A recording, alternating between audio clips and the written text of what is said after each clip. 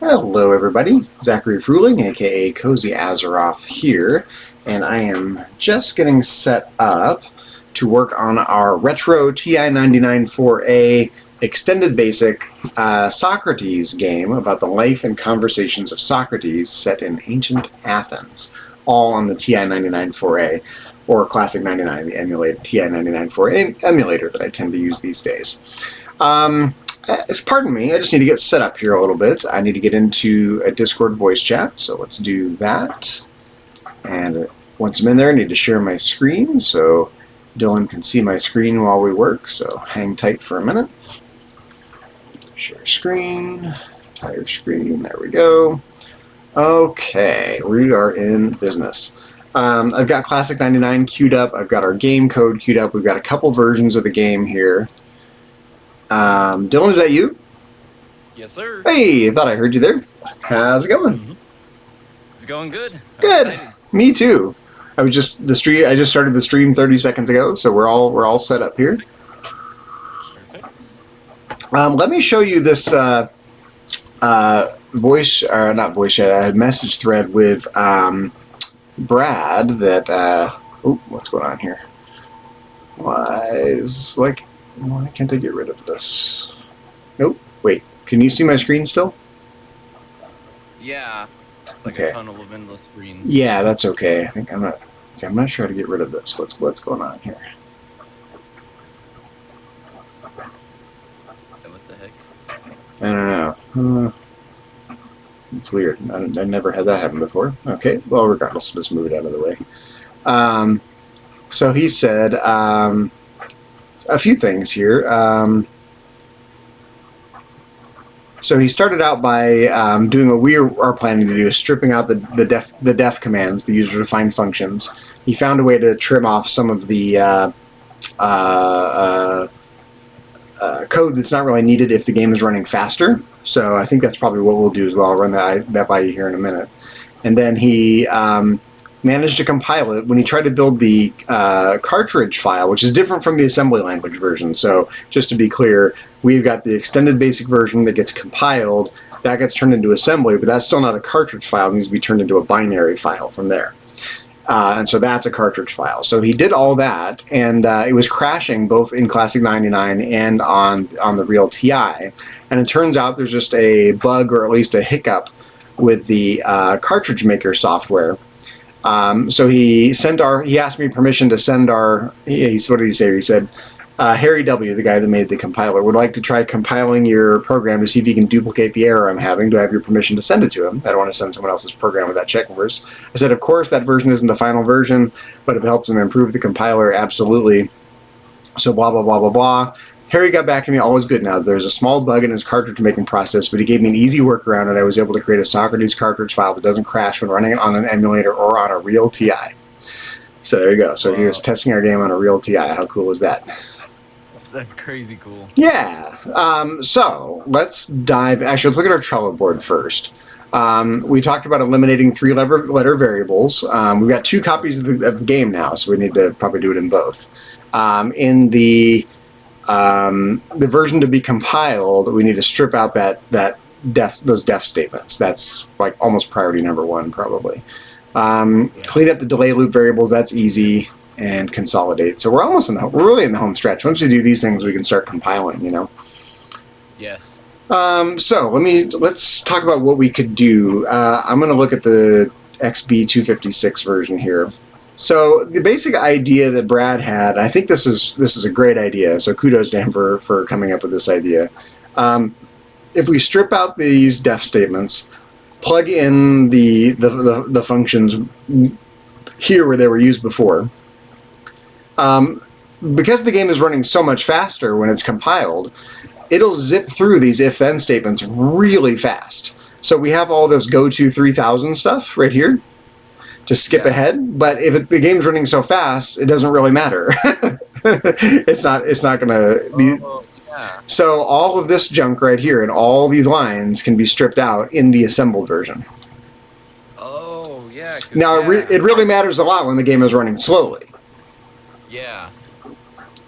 When it's running in the compiled super fast version. Exactly. Oh, that makes sense. Yeah, we did have to do stuff like that, huh? Right, exactly. We had to wait So around for how that's this the was. easy way to get some of our memory back to plug to, because we only have, you know, 10 instances or 15 instances of this, and look how many of these there are. Yeah, there's a bunch. Yeah, now the GoTo 3000 doesn't take up very much memory each, because the GoTo is a reserved word and 3000 is a line number, so there's only a couple bytes there.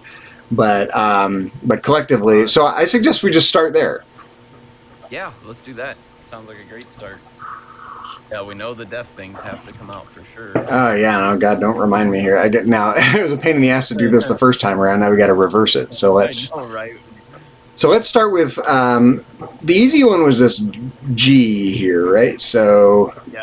Z equals 7 divided by 8. So let's take this plus 7 divided by 8. So let's find any instances of G with a parenthesis there. There's only 2, I think. That's why I want to start with these, you know. Yeah, exactly. So F equal, wait, what's going on here? Oh yeah, okay, so right. So right here, in fact, you know what I'm going to do before I mess this up? Oops. I'm going to copy this whole line just before I do too much surgery on it. I'll go back up and grab the function again up here. Okay, G, where are you? Where are you? There you are.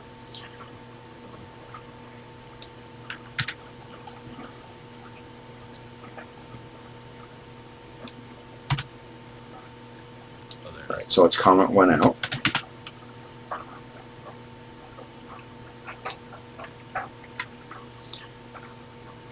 Okay, so it's RAKY plus 7 divided by 8. Oh, okay, yeah. Oops, capitals. There we go. Right, take this whole thing and we can do it right here. That's RAKX. Yeah. Okay. Nice. We'll just leave that commented out for the moment. Yeah. Now let's come up here and grab the equation for P.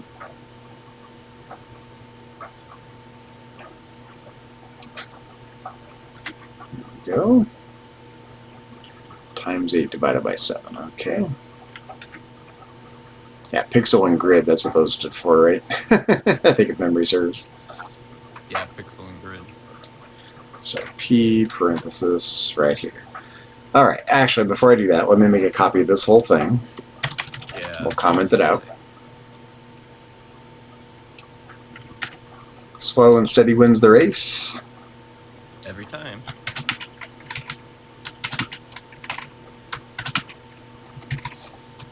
It is really cool that I mean, at least people are excited.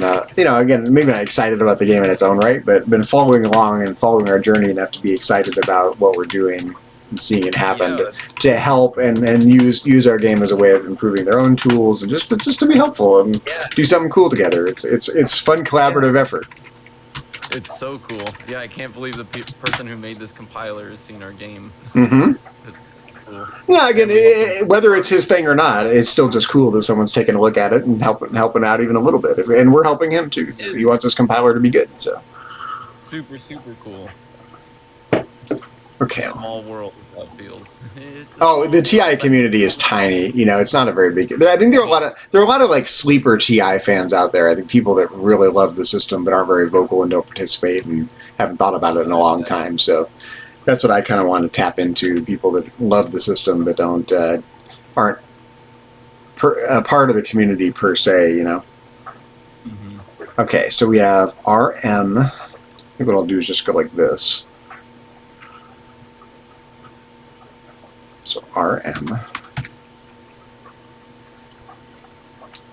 Boom. And RN. Looking good, and then we'll delete the unnecessary stuff here. Like that. Yeah. And that parenthesis goes with this. Boom. Yeah. Yes. Yeah, that's what we need to do there. So RP.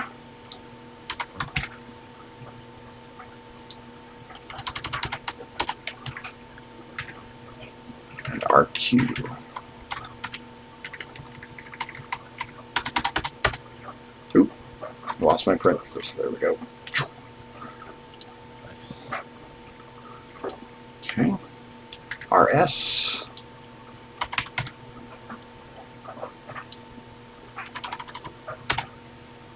And RT.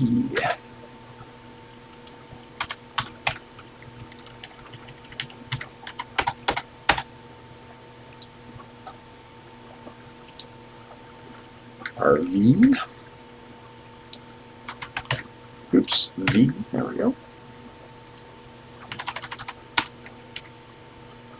RW.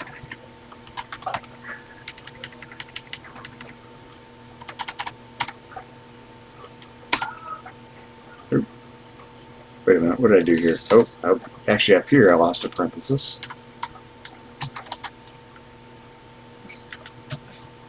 Here I lost a parenthesis.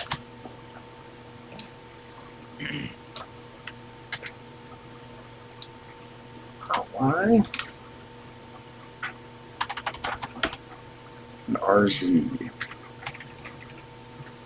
RZ. Oh, it's automatically deleting it. Like, what am I doing wrong? It's automatically deleting the parentheses for me. That's what's happening. Okay, so that one, yep, that's complete, that's complete, that's complete. Perfect. Like, it's not me messing it up. It keeps doing it. How's it going? RAB.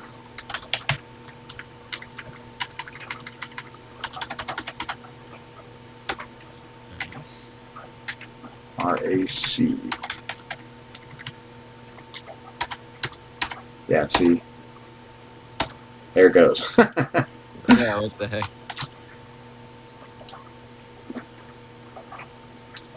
RAE. Great.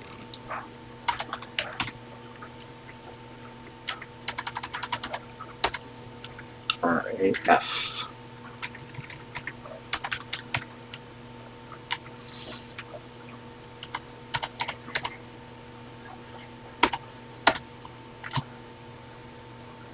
RAH.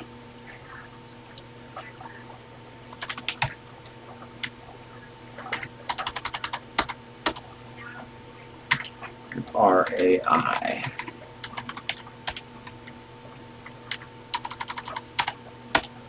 Boom. Okay, let's just glance over. It looked pretty good.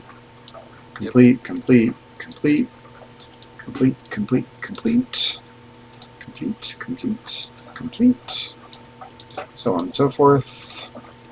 Just checking them all just to make sure I didn't miss any parentheses or anything. You can see the little marks that indicate whether the parentheses are complete there. So, boom, boom, boom, boom, boom. Looking good. Okay, save. Okay, now, from this point on, we're going to try running this either at accelerated speed when we just plug it into BASIC, or we're going to try to compile it. So we can get rid of these go to 3000s. We're going to read the right line, and it'll go through all the other if-then statements, but because we're going so fast, the game will still be smooth, is the idea. Perfect. And if not, we'll find something else out. But let's just see what happens here. And this only happens when the room is generated anyway. So worst case, it's not going to slow down the movement or anything. It's just going to slightly slow down the generation of a new room. Yeah, which shouldn't even, probably wouldn't even be noticeable. Yeah, exactly. I don't think, I think we'll be zipping right along, no problem. Same. Yeah, this is a good idea. Yeah, thanks again, Brad, if you're watching now or after the fact, thank you for the suggestion, because we were really not sure how we were going to find room to do this, and it didn't occur to me at the time that if we're running the game faster, these statements don't make that much of a difference. So yeah, I didn't recognize that yet.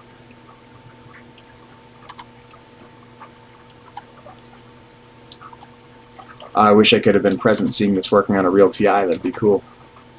I know, that's so cool.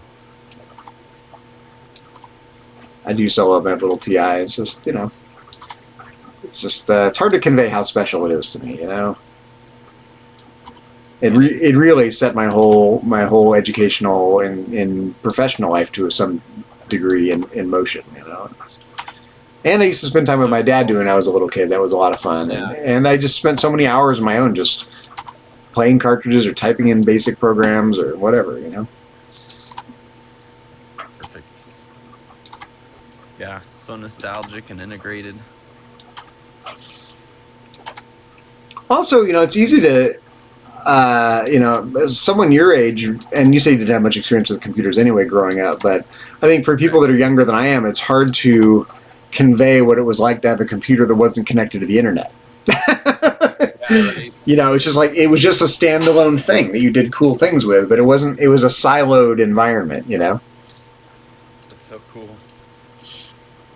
Okay, so far so good, I would say. Let's check any other instance. So we need to delete these def statements, but before I do that, let's just make sure those are the only places we use them. As a commented out one. Oh, that's the commented out one. That's okay. We'll just skip these for now. Nice. Oh, right here. Look. Oh, nice. Yep. Forgot about those ones. Me too. Me too. Me too. That's why I checked before I deleted them. Steady, slow and steady. Okay, so this is P of J, so we want J times 8 minus 7. Yeah. And P of I, so I times 8 minus 7. Okay. Now let's check again here. So our commented out ones. And that's the definition statement, and that's it. Okay, perfect. Let's check out the G with the parenthesis. That's the commented out ones.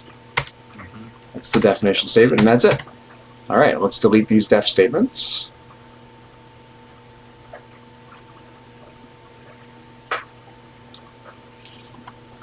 There we go.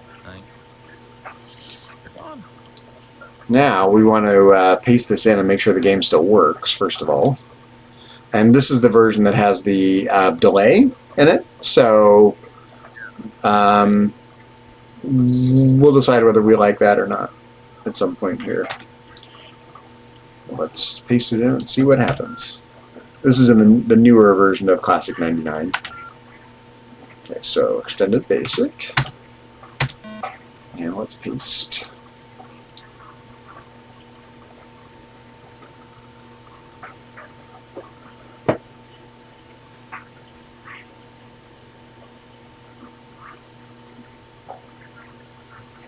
See how we're doing memory-wise.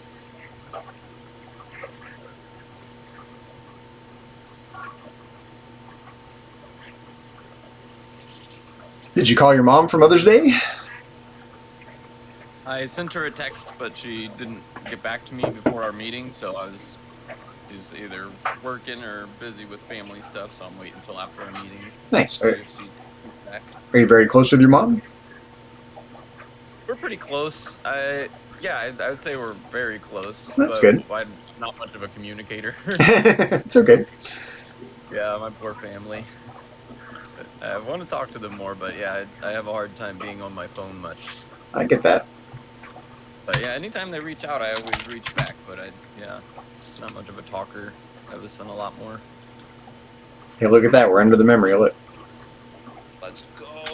Run it and see how we do. Oh, subprogram not found in 16,000. Oh, it's because we are. Oh, we're not in XB 256. That's why. Yeah, that's only in the XB 256. Yeah, so let's.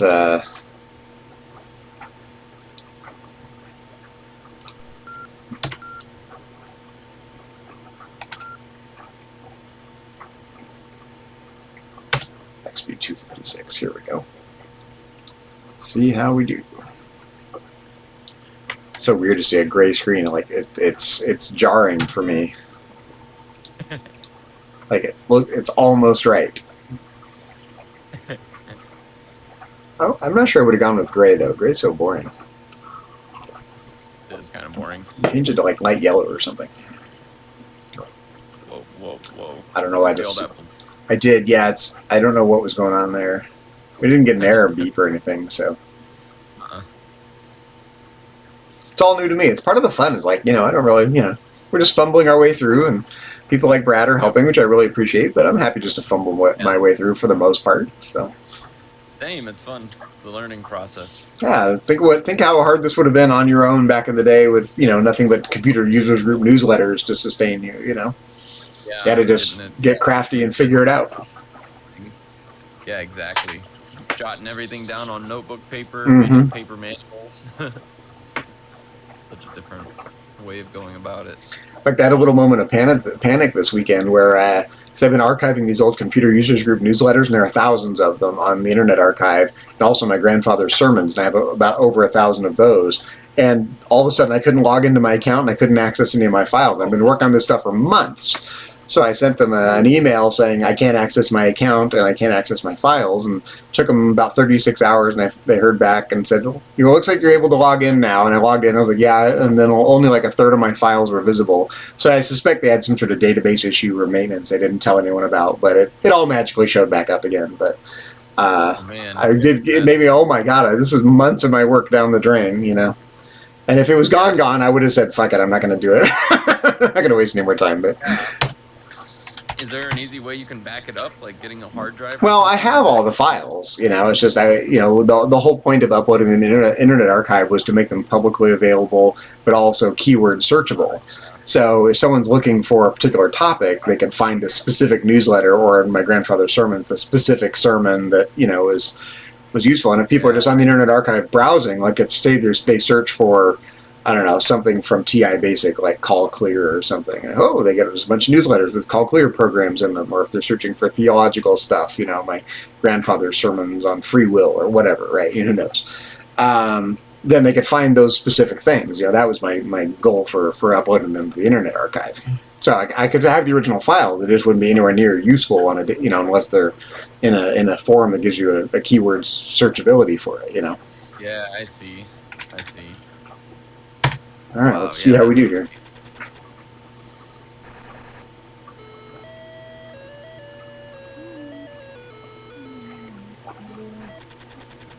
Okay, that was pretty quick. But these aren't the rooms we're worried about. We're worried about the ones at the end of the line. Oh, look at the movement, nice and smooth. Nice. Oh, we have the issue with the exclamation mark. We didn't fix that, did we? No, I don't think we experimented with it in the code, but we didn't fix it here. Yeah. So we need to. Yeah, we'll check that out here in a minute. Yeah, you fixed it. I thought I fixed it, but maybe I fixed it in the wrong file. That's possible. Yeah, we didn't save it. Yeah, we'll check it out. In fact, let's do it right now. Let's squash the bug. Wash. So we figured out that the exclamation mark needs to go up by 1. Yeah, up by 1. Oh, actually, no. Look, we like that because Xanthipa's not at the top of line. Like the text isn't top of line. Yeah, because we're in. I think it's maybe XB256 uses the other character set. I thought that's what we were in now. Oh, now I don't. Wait, I thought we were too. Because the exclamation is down, but the rest of the text is in the right spot for some reason. Okay, we'll have to. Yeah, we'll have to. Let's see. Let's just look and see what we did. Now I forget what fix we made. Okay, so this was the exclamation mark, and we moved it from 11 to 10, right? Yeah, I thought so. I thought so too, but now it needs to go up by 1. Why is that? Why is that? I'm confused. I'm confused because the text box is right. I am confused as well, and we're getting the old character set here. Yeah, because it just wants us to put it. We just have to put it back to how it was. Well, we weren't using the or were we? I'm trying to remember now. Were we using XB256 when we tried to compile it? I'm embarrassed. I can't remember. It's like I was so flustered trying to get things working last time. Well, in the 256 version, yeah, they were all the text was aligned differently. I thought it was a 256 version. the space was at the bottom and not the top. I wonder if it's because maybe we were using the old version of Classic 99. Weird. I wonder how we had gotten that effect. I mean, this is better. It seems like it's. Let's change this back to. So right now the exclamation mark needs to go up, which means we need to subtract 11 there, and that should fix that. Let's check it out. But I'm a little confused because this is a little different than what we were seeing last time.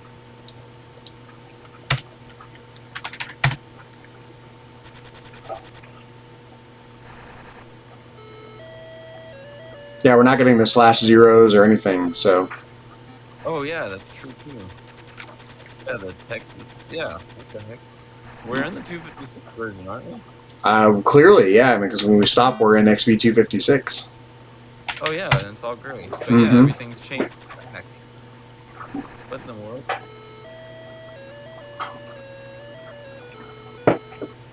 Afraid I do not know. Yeah, the O's are square and the zeros don't have a slash. I wonder if well, was it only in the compiled version after we ran the compiler, or was it when we tried running it in XB 256? I forget. I thought it was just when we were in 256. I thought so too, but now we're not seeing it, so. Yeah, I'm confused. Unless it got updated since then or something. No, because there's no auto updates here. This is just whatever we had last time. What the heck?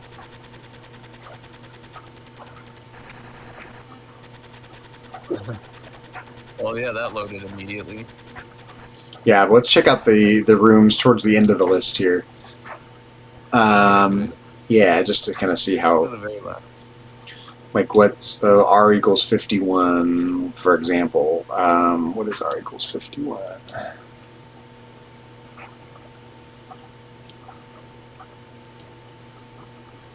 Oh, there it is. Yeah, that. Our room number, not room index, room number 51. Oh, no. Yeah, it's going to be down here. Oh, yeah. -6, 1. Through the boat.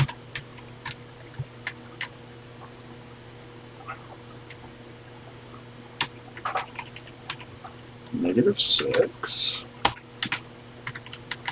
1.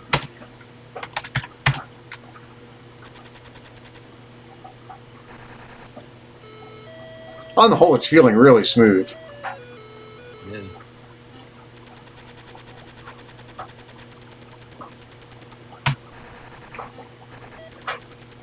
Oh man, that was fast. It was. Yeah, it's immediate. Yeah, it's going so fast. That's the thing about this computer. It's the computer processor itself is actually really fast for the time. It was the first 16-bit computer. Compared to everything else being an 8-bit computer. It's just that its version of BASIC is double interpreted. It's just so slow. This processor itself is quite fast for the time. So I think that's not problematic at all. Well, that's good to know. So let's change this back to 0, 0 here.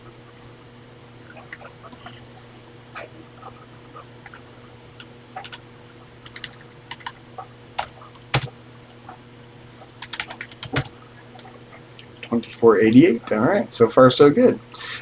How did you feel about the spacing, the timing? I mean, or what part of the timing? The letter typing and this call link delay with 100 as opposed to the for next loop. I think it feels about right. Yeah. You want me to run it again? Yeah, I guess I'm okay with it going either way. Yeah, with the delay or with the for next loop. They both feel pretty good to me. Yeah, if it's easier to do the other way since it's not like a new language, I guess, outside of the basic. Well, I think, I mean, how does it feel? It feels good. Yeah. 10 letters a second is a good pace. It's clipping right along. It's not too fast. It's not too slow. Yeah, no, I feel like I can I keep up with it as it's writing. It's like right at my reading speed. Yeah, I don't feel like I'm really waiting for it personally. Okay, well, let's check a couple things off the list then. Okay, we did that. Strip out the def statements. That's the main thing. 3-letter variables. I mean, it's not not strictly necessary. The game's working. We certainly could. We'd have to do it in 2 files now because we have the regular. Because I still want to release the regular extended basic version. Yeah. For people that just have a bare bones system with extended basic and the memory expansion. Mm-hmm. But for other folks, you know, it'd be nice to have this, you know, lightning fast version of the game. Will be. I'm not sure it's worth doing that. What do you think? Because the whole idea was we needed to strip stuff out to make room for what we just did in the version that's going to be compiled. But this version, we're not compiling. This is just... and it's already good now. Yeah, so I mean, unless we wanted to try that extended memory, the 32K memory option, which would potentially make the game even bigger. I've been thinking about it, and I think it's a basic nightmare. I'm inclined not to do it. Okay. Yeah, I think that without that, it's really... Why don't we just... I think we need to... No, we're not. And we need to... Why don't we just save our... If we make a port of this on Pico 8 or on Stencil, then we can go crazy with graphics and stuff. But here, I don't think we should bother. Yeah, I think that... Yeah, if we're not going to mess with that, getting all that extra memory back, I don't think we'll get that much. Then screw it. The variables, yeah. I think we're consolidated and as clean as we need to be. It's all feeling pretty good. Well, let's try compiling this. Come here, Dinah. Come on. Come on up. You're having issues, I know. Come here. She's been grumpy with me because I changed her food she gets in the morning and she's not happy. Alright, so we needed to do save. Oop, what's going on here? There we go. Save dsk1 dot sock. Hold on one second. Cat just knocked something over. Diana, come on. What are you doing? You want out? Is that what you want? Come on, Diana. Diana, you want out?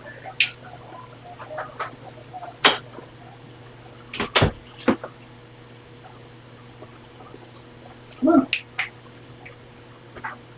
I don't know what she wants.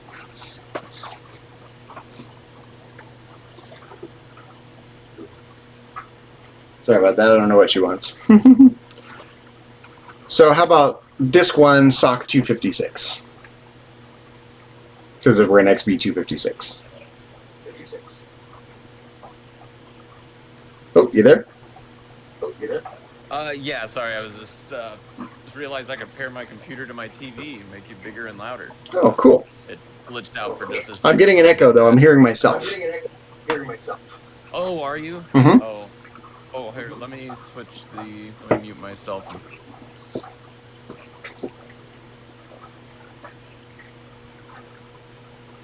Okay, so can you hear me still? I don't hear anything now. Yeah, I can still hear you. I just gotta switch it to where your voice is coming out of my computer, not out of my TV. Sure. I think that's why. Is because my TV is talking and then it's picking up your voice through my computer's microphone. So I gotta figure out how to switch that. But yeah, I can still hear you. Okay. Let's see what happens here. Okay, so save dsk1 256-m merge. Yep. Just one load. Yep. Compiler. Merge file to compile. Yes, that one. That one.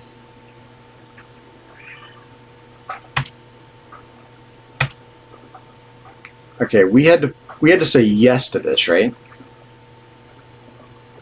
Or maybe let's try it. Let's just try it with in and see what happens. Now that we're... Oh, I still hear myself. Yeah, sorry. I was just going to say yes, but then he started talking, but... You think I should try yes?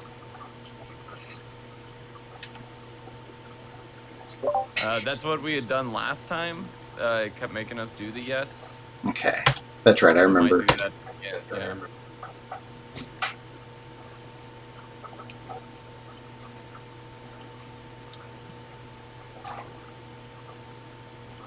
This is so exciting.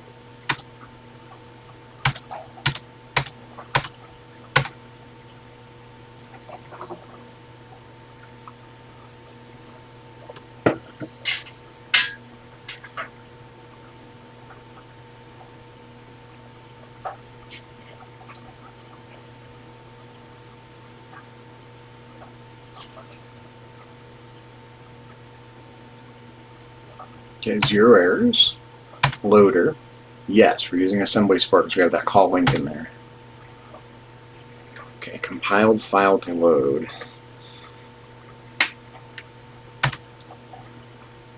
Runtime must be in high memory. Oh, okay, right. So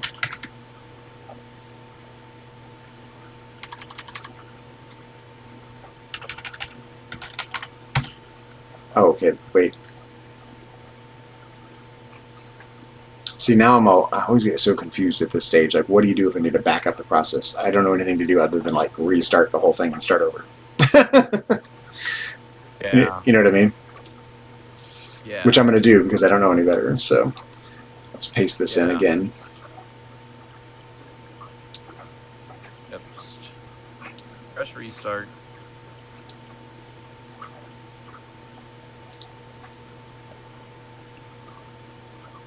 Sweet. Figured this out now, so I can see everything even better. Finally, don't have to look at a little computer screen. I can look at my big old TV. Excellent. I don't know why I didn't think of that before. So XB256. Paste. This is the unsexy part of game development here. Like, you know, we've got most of the game working now. We're just in the compiling and checking. And I don't know why it's flashing like that. It's so weird. Yeah.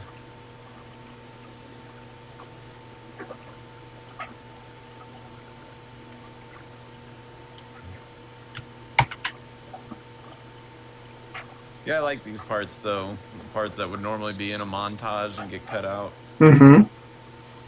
Well, if it helps anyone, I mean, frankly, if it inspires anyone to do more TI stuff, I think it's cool. Like, I mean, I already noticed a couple more people on YouTube starting to post their little game development videos, and you know, there's a little more. Right. I've inspired a couple of folks to start doing more TI video stuff. So, just as I was inspired as well. So by other people who are doing similar things, but okay, so size. All right, so save disk1.soc256. Save the merge file.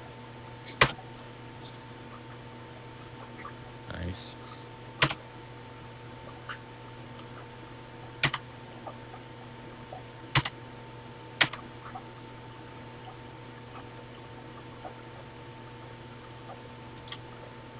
Now it said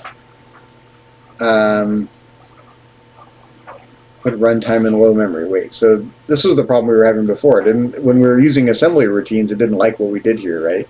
We put yes here. So let's try. Yeah. Let's try no.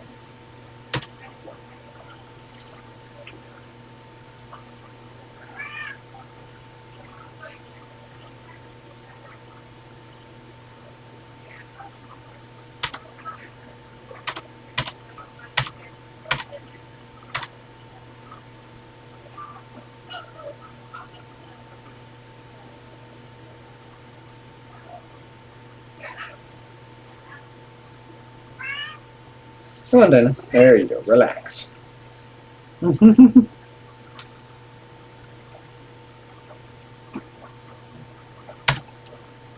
Loader. Using assembly support, yes. File was too large to load. Right, so that's the problem. Lordy, lordy, lordy. Okay, so what that says to me is we may not be able to use this call link thing. Oh. We might have to go back. Okay, I'm fine with that. Let's just do a little switcheroo and comment this out and throw this back in. Yeah, we can make that one work just as easy. And see what happens. So exactly. Oops, I hit paste. I didn't mean to hit paste. Sorry, I found. Well, I guess I can probably close it down, but it's okay. It's quite all right.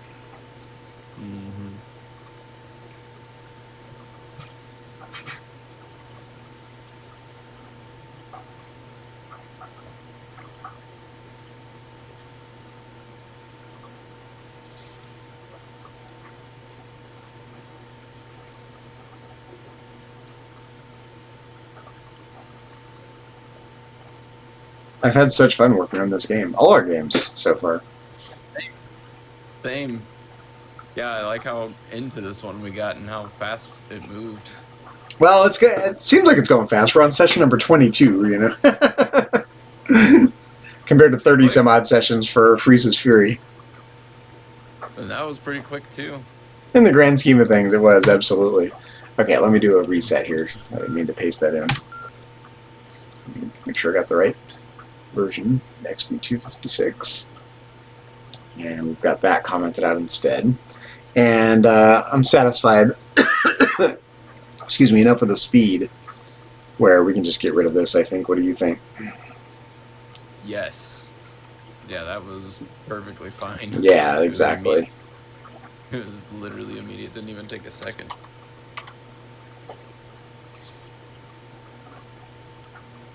And what else did we comment out? Anything?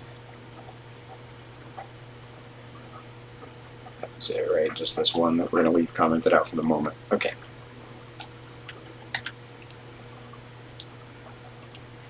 Extended basic, XB256. Paste.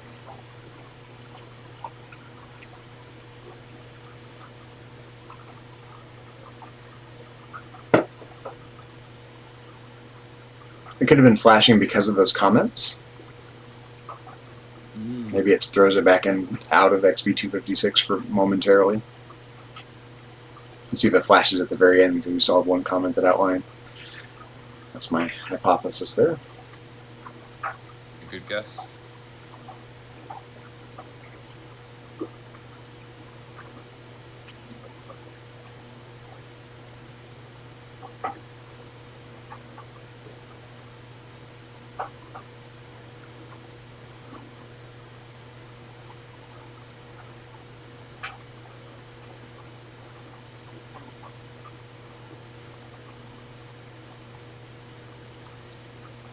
Yep, it did flash. That was it. It's because of that comment. Cool. 24.95. Okay. Oh, let's make sure. Yeah. All right. Save. DSK1 dot soc 256. Merge. Load, compiler.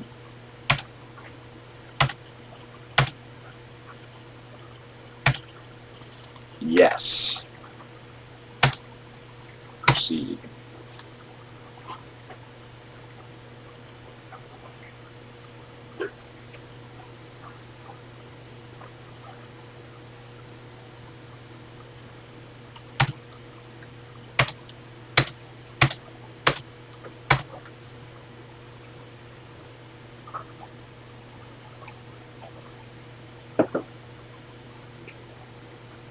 Waiting on pins and needles here, you know. It's like so close to having this game done. I know, it's really crazy. 0 errors. Yeah, well, I really like how it turned out.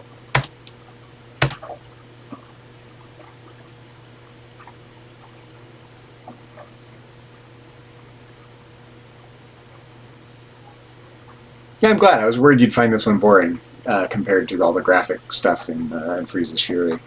So I'm glad you've had fun with it still. Yeah, it's really entertaining. Yeah, I like both sides of the making of the game. I like the whole process. I think it's really cool. So yeah, even if there's not a lot of art, there's still art involved in it.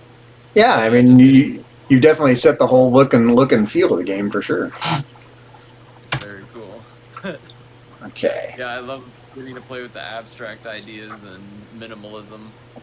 So this is the loader program, I think. So this is what if we're in XP, this is what we load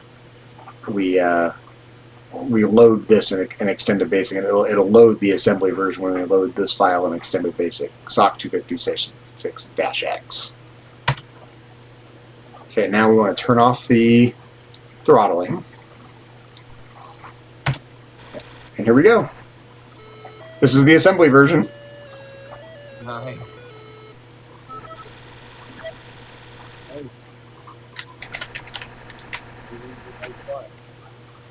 Wow, the colors look different on my TV than they do on the computer. Yeah, that's my point. They're all gonna, the colors are a little. Not only that, it's gonna look quite different in the. One second, I just gotta. Yeah. Yeah, it's gonna look quite different on the real TI for sure on an old CRT TV. Well, let's just kind of, since this is our first time with an assembly language version that doesn't have the weird sprite placement issue, let's run through the game and see how it looks. Let's do it. Yeah, all right. Oh my gosh.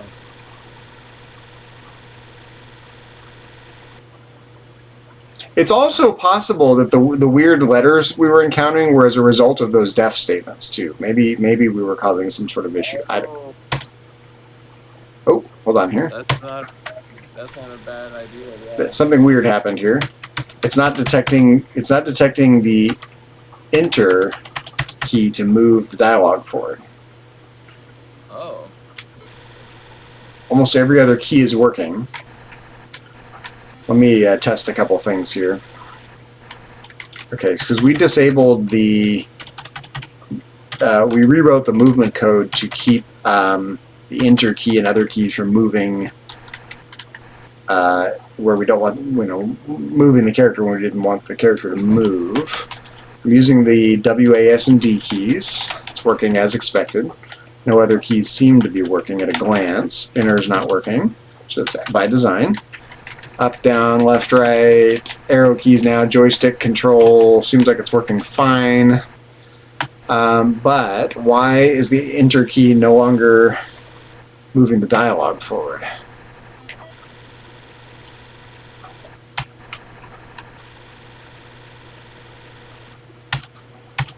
It's quite a bit faster. It is. Because we took out that delay, Yeah, we might want to slow down the text or maybe turn down the volume of it a little bit, one of the two.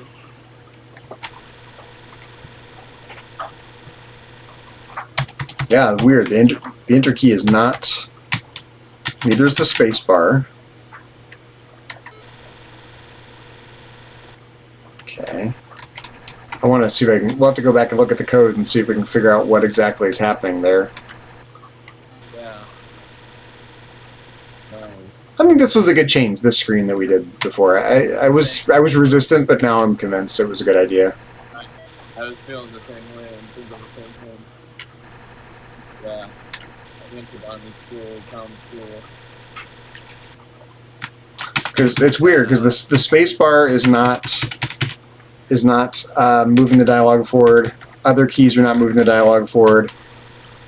The W, A, S, and D keys are, and the joystick key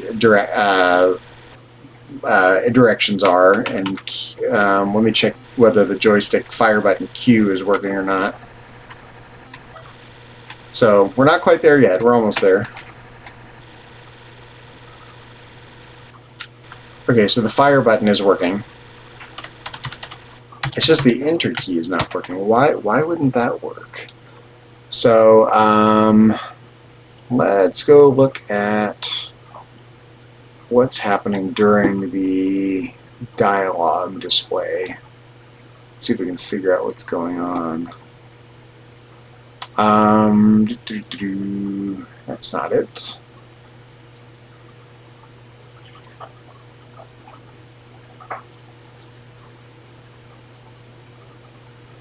That's the location.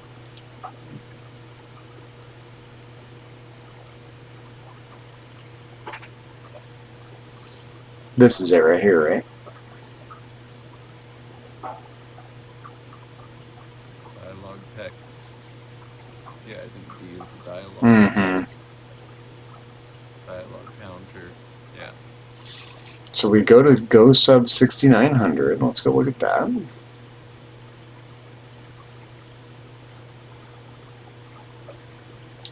So that's getting both the joystick and the keyboard input.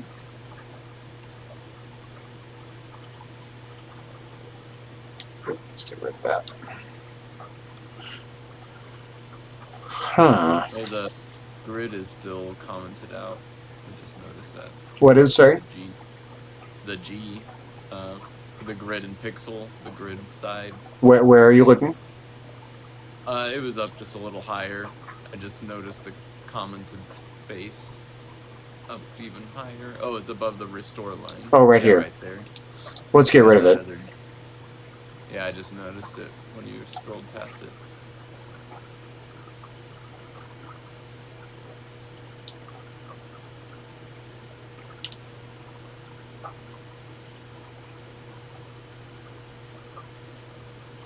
Seems to be working fine, so let's... Yeah.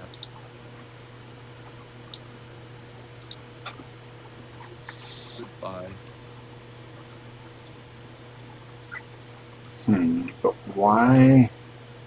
I'm really confused about why it wouldn't be accepting enter as a potential as an input here.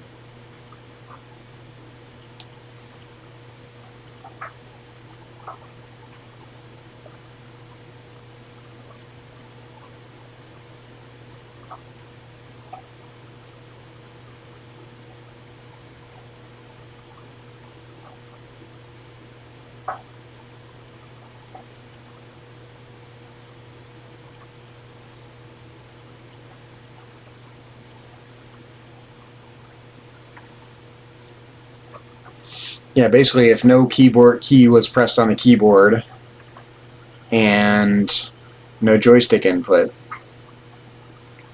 then stay here. Otherwise, go to 6000 and read the next line of dialogue and keep going.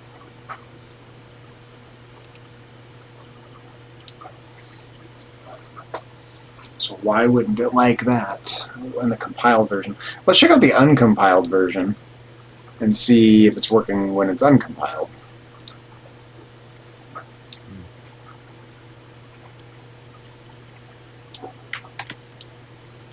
In XB256. Maybe there's a difference or a problem with the way XB256 handles the inputs, you know? Yeah. It really could be. Yeah.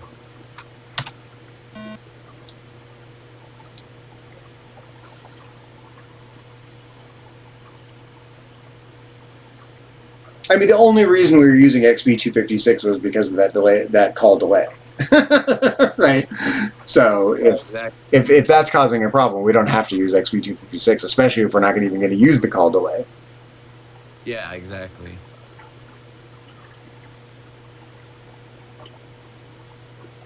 Yeah, I was thinking that earlier. Mm-hmm. But again, we don't know what we don't know, so we'll just try and see. Actually, I'm creating so many different versions of this in my folder. I probably need to go through and delete all these versions I've just created last time and this time from the compiler. Okay. Yeah, that's a good point. So let's turn on the throttling. Let's run this.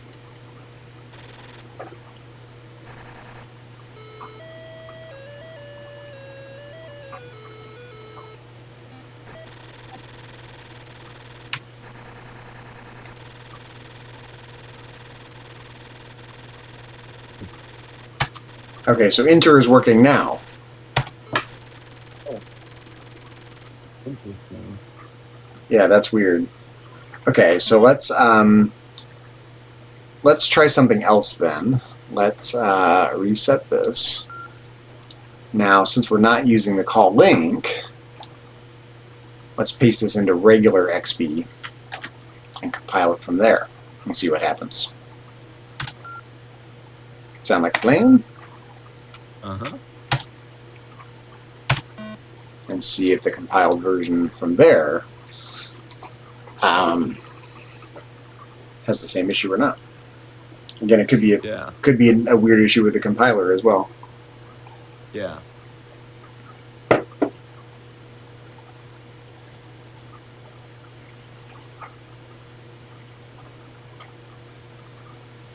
Again, if so, it's another one of those, maybe a back and forth with the Harry Wilhelm, the person who created the compiler, or with Brad as an intermediary. Boss Gans, thank you for following. We're just working on a retro TI-99 4A extended basic game about the life and conversations of Socrates set in ancient Athens. Retro computing, retro game development, and we're desperately trying to be in the home stretch on this game and get it compiled into assembly language. So, all right, so we're in safe territory memory-wise. Let's run it and see. Let's make sure it works first of all, as expected.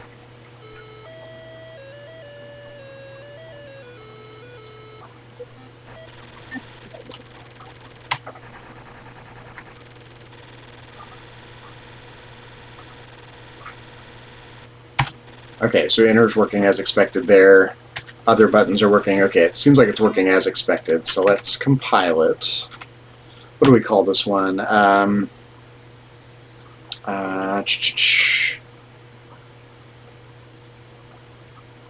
SCXB. That work? Yeah, or XB. I think I tried that one last time. I need to go through and delete all the old versions I already created, so I'm just trying to come up with something different here. SCXB. That'll work. I'll just write it down. Yeah. Merge. Load. Compiler. And we want to say yes here. We decided. Yeah. Let's see. Aim's too big.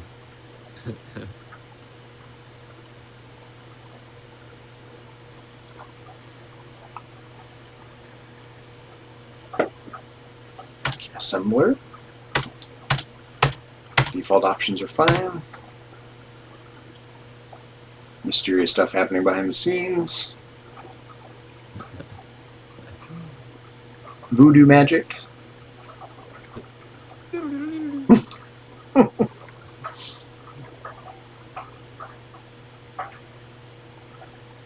Okay, no errors, that's good. Loader. We're not using assembly support this time.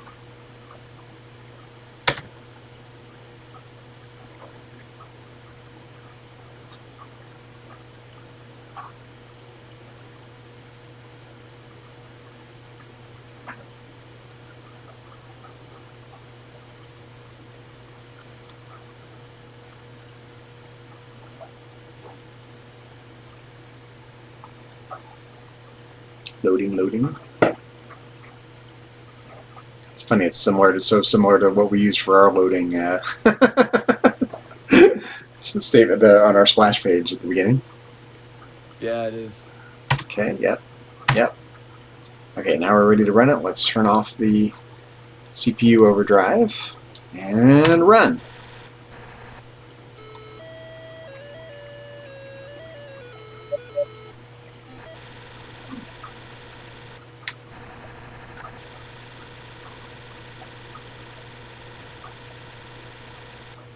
Oh, no, same problem. Only the... So it's something with the compiler then? Well, it seems like it. Another rule like the def statements.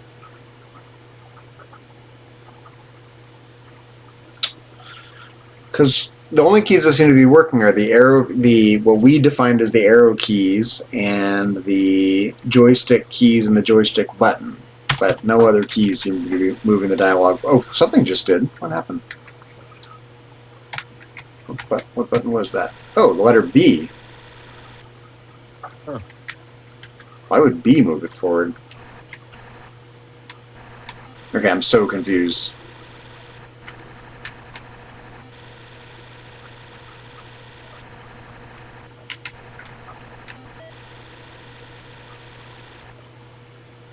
Out of curiosity, let's go to the extended basic manual. What is the character code for B? Why would B be working? Could be. Oh, it could be that that's the firing button for the other joystick. Maybe. It could be.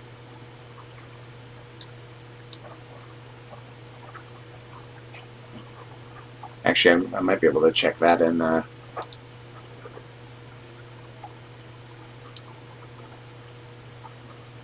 Where's the?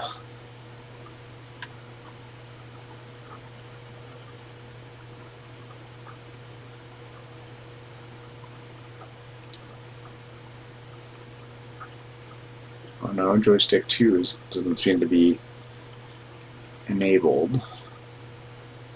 That's probably not it.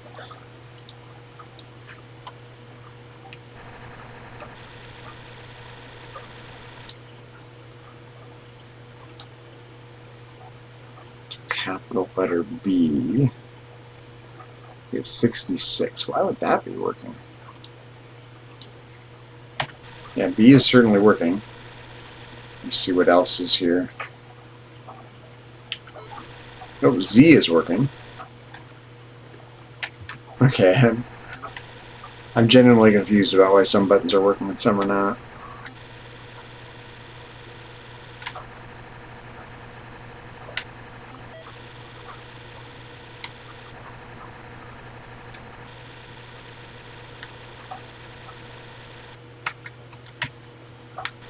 V is working. Okay. Let me look at the code again. What could possibly have gone wrong here?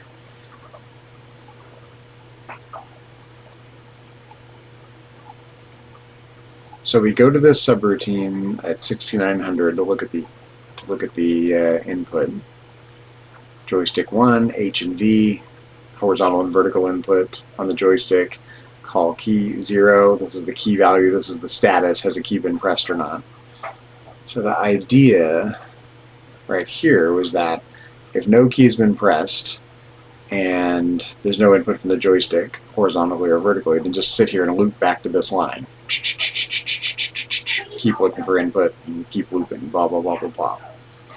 Until we get an input. We come up here, but it's just not detecting all the inputs right. Why not?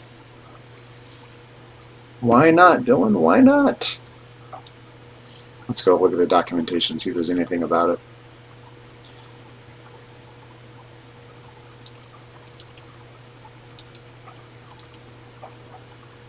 XB compiler. Oops.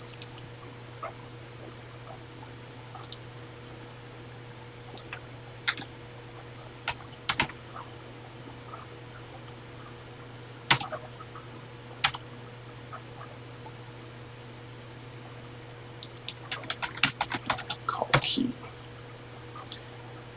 Oh, okay, here we go. Now, if key immediately follows joist, let's look at our code. See something about it. Maybe this is what it is. 6900. Where are you?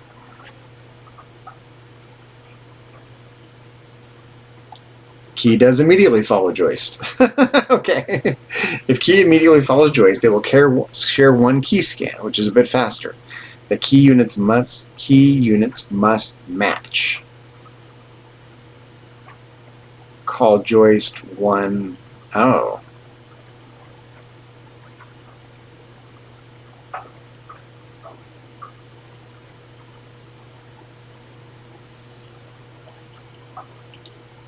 That's right. I think we're onto something here for sure. So the key units must match. What does that key unit do? I forget. I think it's... Is that what splits the keyboard into two? I don't recall. I don't either. So let's go find call key here. I think it splits the keyboard into two for two-player input. Yeah, I remember that stuff. I've never really done this, so let's. That's got to be what the problem is. That's exactly the situation that's being tried. The call key immediately follows call joist. Okay. H-I-J-K. Oops. Okay, call key unit. Okay, so the joystick key unit is joystick 1 and 2. Key subprogram assigns the code of the key press to return variable, blah, blah, okay. Key unit is 1, input is taken from the left side of the keyboard. Key unit is 2, input is taken from the right side of the keyboard. Possible values placed in return, okay. That explains why things on the left are working and things on the right are not. Okay. I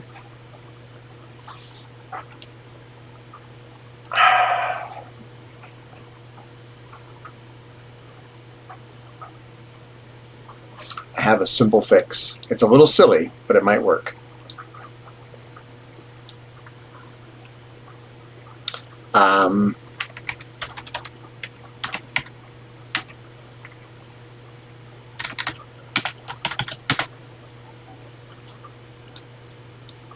Just a little inline remark.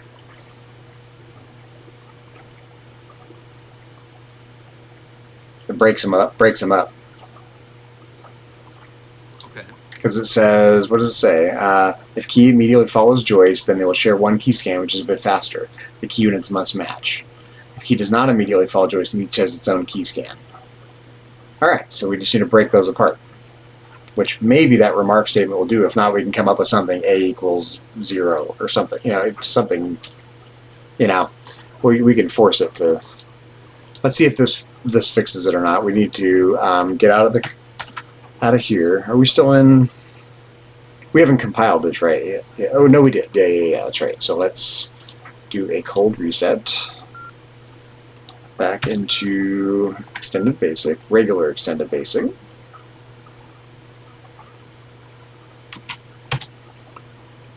You see what I'm doing, right? Mm-hmm. Okay, I just want to make sure it was clear. I want to blaze forward with that. Let's look at joist real quick. Both joist keys the same internal key scan routine. Okay, I don't know what that means.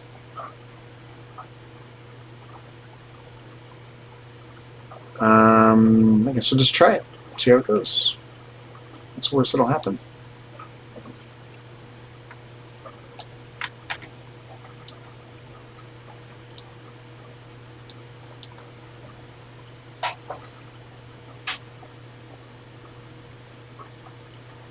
Boy, I hope this fixes it. I hate to be restricted to one side of the keyboard artificially, you know? Yeah. That would be unfortunate. Yes.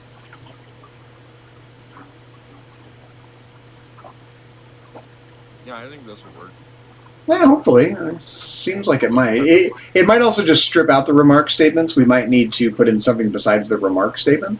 Something like A equals 0 or one of the unused variables equals 0 or something, you know, just some dummy statement that resets the, splits them apart. Yeah.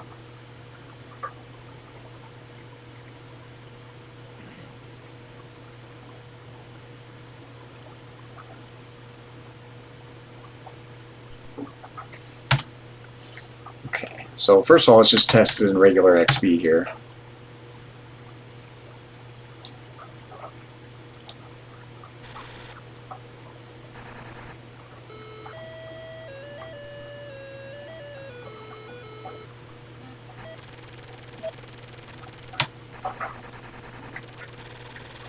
I'm sure we didn't break anything, you know. Oh, we did, look. I'm not doing anything. It's running on all on its own now. Oh wow. So that didn't work. I broke something.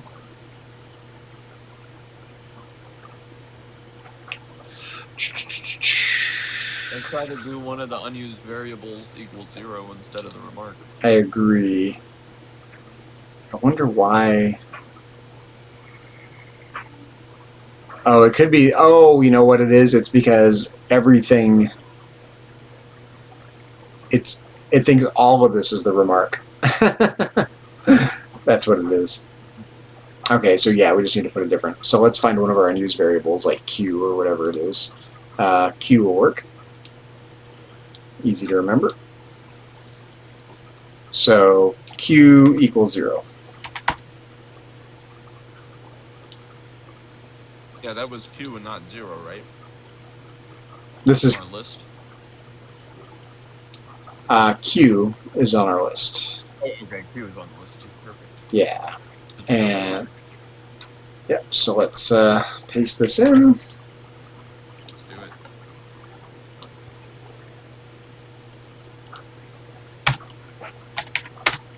That's why we test everything. Can't take anything for granted, you know? Mm-hmm. Change one thing, mess something else up.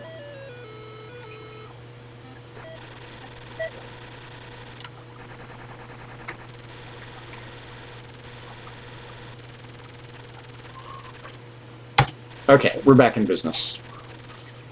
Now it's functioning normally. Let's compile this and see how it goes. Mm-hmm. So save. Just one dot scxb. Should just overwrite what's already there. Merge, load, compiler. Comes out to yes. Proceed.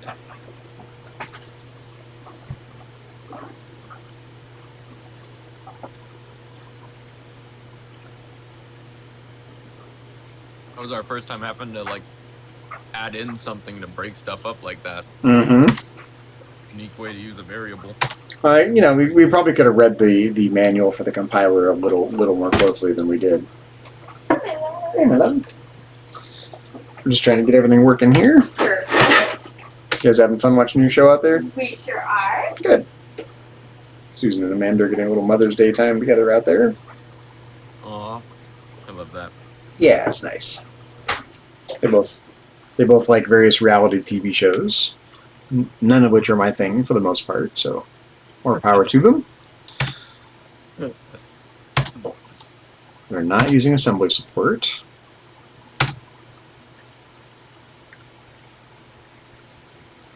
I think Brad mentioned something about having to use this XB 2.9 gem to create the cartridge file from the assembly version. So there's still a little more to learn. We'll look at this once we get this working as expected. We'll go check out his comments on that. But since we're not using that call delay, we might need to increase the value of that for next loop. Yes, I agree. To slow it down a hair. Mm-hmm. Let's make sure the inputs are working as expected here. Normal. Run.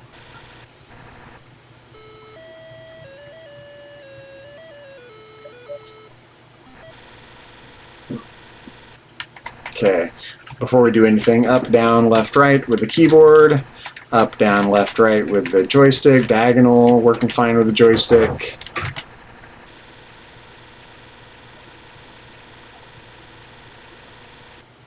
Ah, now we're working. That did it. Cool.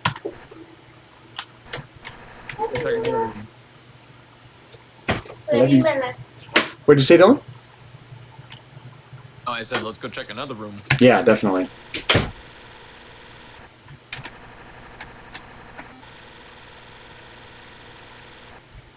Although it's not terrible the way it is. I feel like it might be a little loud, and I miss the spaces. You used to be able to hear the spaces between the words better. And now I feel like it's a little too fast or too loud to hear them or something.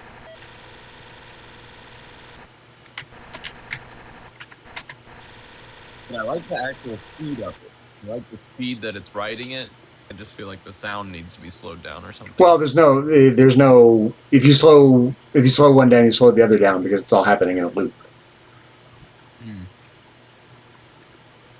So, and it is a little slower than the XB256, or faster than the version we were using with XB256 with the delay. All we'd have to do is just increase the number of that in that delay loop.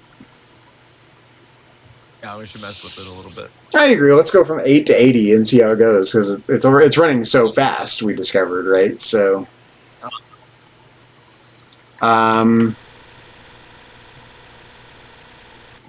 it is. Z and B it still. Say again. I'm sorry. Z and B aren't moving the text forward still. Oh no, everything is. Everything's working as expected now. Okay, everything's working right. Okay. Yeah, it's the enter key's working. The space bar's working. That was the problem, is that it was because, yeah, just as a reminder here, so what's happening is this is saying joystick number 1, but call key 0 here was saying means use the whole keyboard. And when they were back to back, it was replacing this 0 with a 1. It was treating it as the key index of 1, and if you look at the manual here, that means left side of the keyboard only. Taking input from the left side of the keyboard. So that's what was going. Hence the enter key wasn't working, but things on the left side of the keyboard were. So that little trick seems to have done the job. Yeah. Good job, Q. So I think what we should do, it seems clear we're not going to use this call link, right? So let's delete that. And let's increase this, because it's going so fast, I suspect it's going to have to be something like 0 to 100. Let's just plug that in and see how it works. But now we need to recompile the whole thing. So let's go through the whole process again. Cold reset. Extended basic.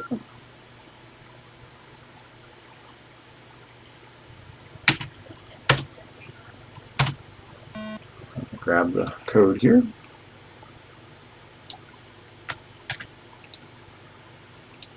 Oops.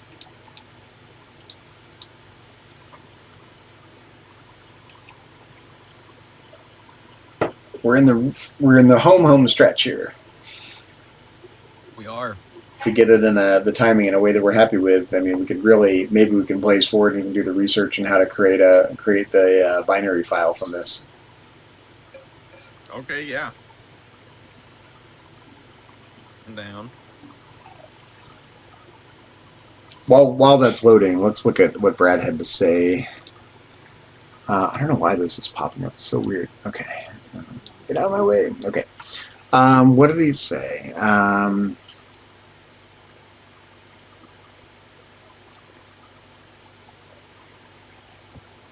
So I said, one of these days, I may just have to break down and learn assembly. I'll check these new files out tonight when I get home from work. Thanks for your time spent on this. I'll probably re-enlist your help on this once we have a final pass XB file ready for making these and any additional changes. Wonder why saving it as a cartridge caused it to glitch. What program or software are you using to create the cartridge file? I'm using only utilities in the Joule 7 folder for Socrates. After you compile and assemble and load, you can run disk1.makecart8 to make the cartridge file. You have to enter a couple of commands first, though. It's in one of the docs. For the other programs, I was using a Windows-based assembler, which assembles in a flash. I also use a Windows-based program to make the bin file called Module Creator, but everything you need is in the Joule 7 folder. Okay, that's good to know. Then he sent a message to Harry about the crashing of the cartridge file, and the exclamation point is shifting around. So we'll have to, keep an eye out. We'll check the regular extended basic version from the other file as well in a minute. Harry would like to work on this, blah, blah, blah.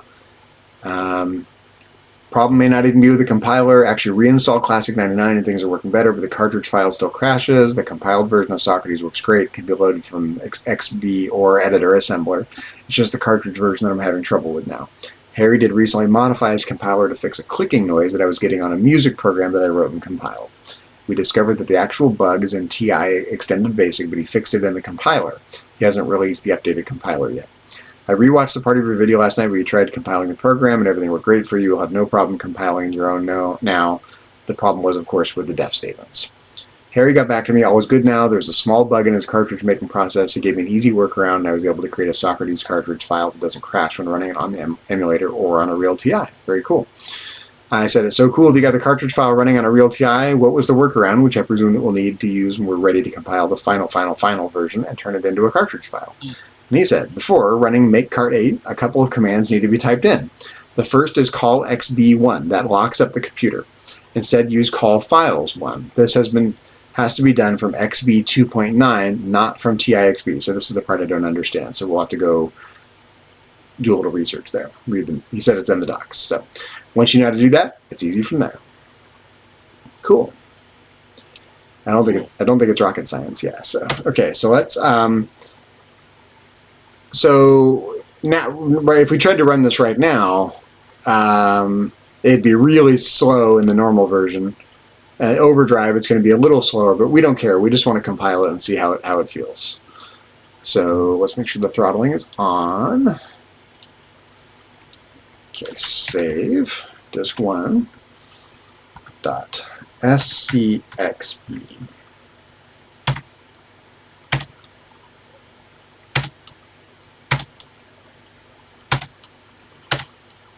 I keep rereading those things to make sure I haven't missed some important piece of information because it is all new to me. I know it's a little tedious. Get the point, Zach. What's wrong with you? It's like, I've never done this before. Yeah, I think we're moving pretty quick. I think so. We're fast learners. Yeah, this is all brand new to me.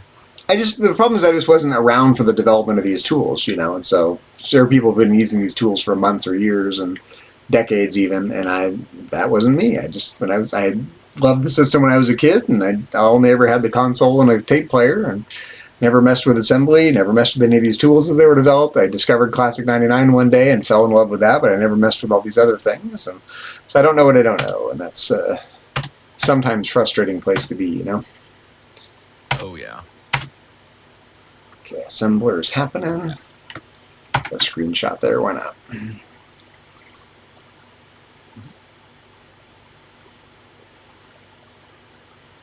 Have to have something for the stream thumbnail eventually. Mm-hmm. 0 errors. Perfect. No assembly support. So now all we got to do is find the sweet spot for that for next loop. Mm-hmm. But unfortunately, it means we have to recompile it every time we change. So.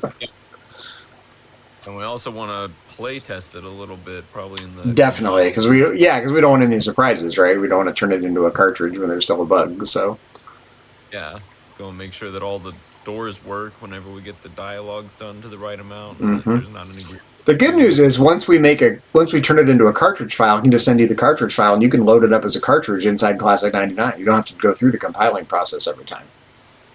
That's so cool. Maybe the same if I send you these files that are being created. Maybe. Okay, so run. So let's turn off the throttling.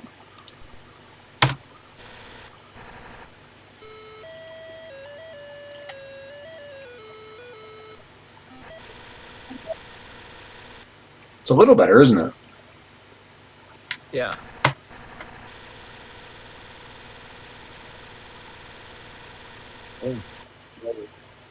Does it still feel a little fast to you, or is it feeling right? I think it still feels fast. That's okay. Like Yeah, that's why we're taking the time to do this. So let's want to try doubling it? Yeah, 200. All right, let's go through it all over again. Yep.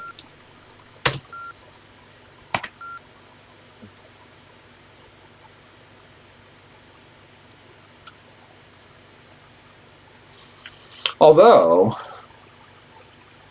Now that we know that the XB256 is, if you were happy with the call delay, that's right, we were having trouble with the memory, right, with the call delay and the high and low memory issue, right? That was the reason we had to strip out the call, because the program was so large it didn't have room to put the runtime routines in high or low memory, whichever it was. So right, that's why we got rid of the call link in the first place, right? Okay. So extended basic. That's the long and the short of it.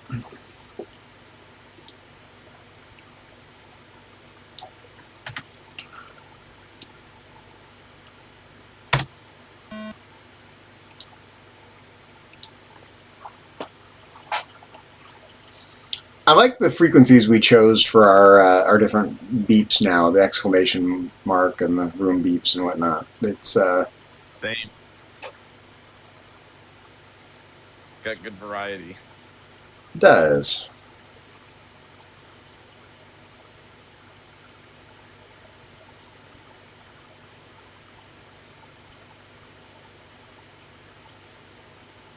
I can't wait to be playing this in my real TI out there with the joystick.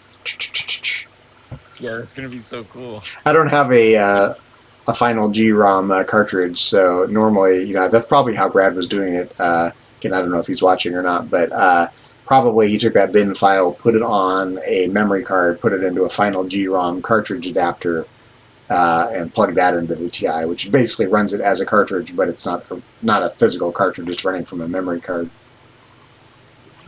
Cool. That's another option too. If we're looking for a middle ground, if we can't figure out how to make a cartridge, we just sell it on a memory card for the final G-ROM if we want to sell a physical thing. It's not as cool, not as sexy, but still possible. So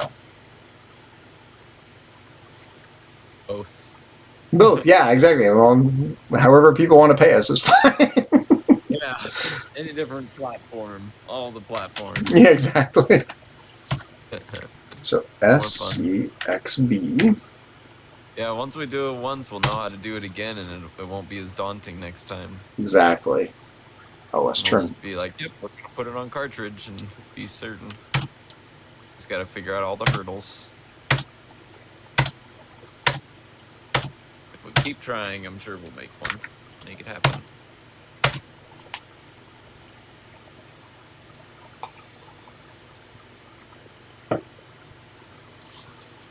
It's just so cool to me that it goes line by line and translates it into assembly language. It is.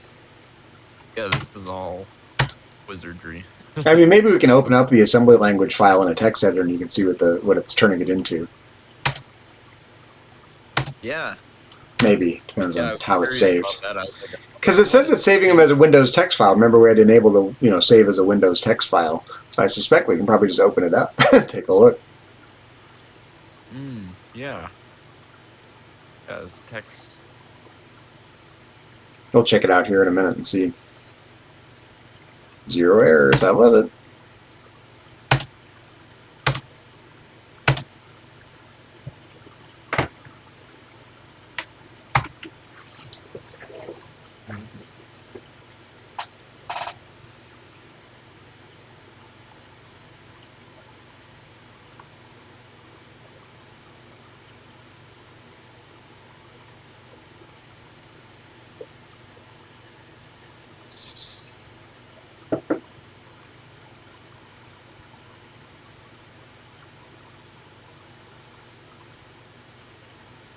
Now I'm waiting with bells on. I want it to work so great. Okay. Okay, here we go. So let's turn off the CPU throttling. Normal. Run.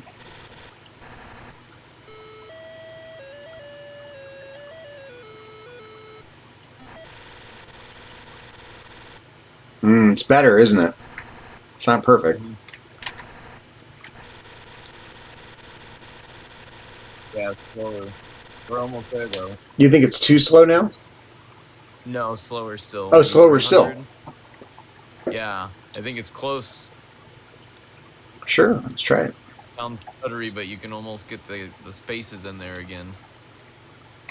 Do you want to try 300? Yeah, I want to try another. Okay, on there. another pass at it. Yep.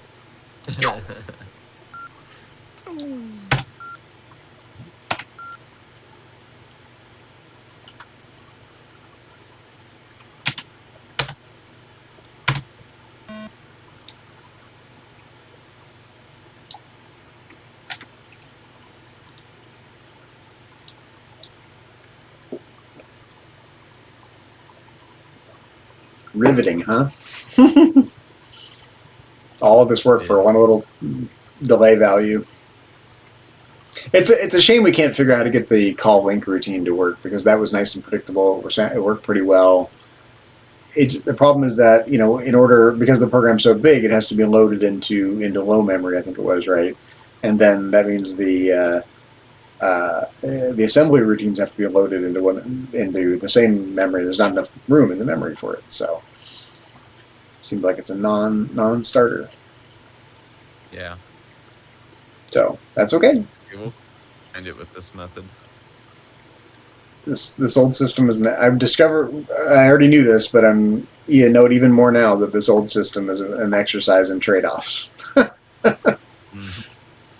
It's been fun. Yeah, I've liked that of this process. There was a lot of that in Freeze's Fury too. Mm-hmm. Pico 8 at building a game. I mean, you know what I'm proud of us for? We're not releasing it before it's ready. We could put it out right now, but we haven't tweaked all these things that just make it even better. It's like the Blizzard approach to making games: polish and polish and polish and polish, and then release it.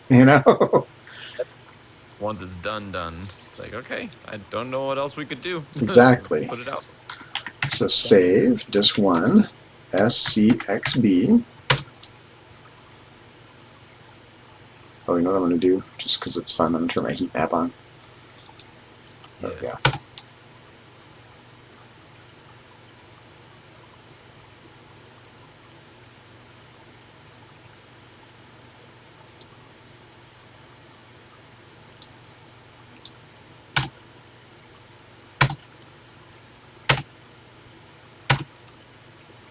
Yeah, see, the SCXB is just a text file, I think. The assembly file. Okay, yes, low memory. Proceed, yes. Do it.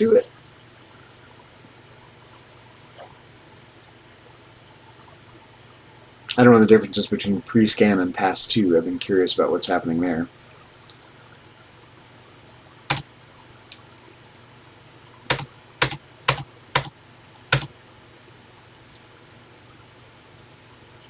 Interesting new memory pattern here, whatever's happening. Yeah.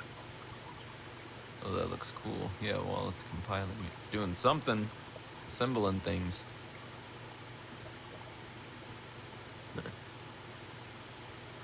That is fun to watch.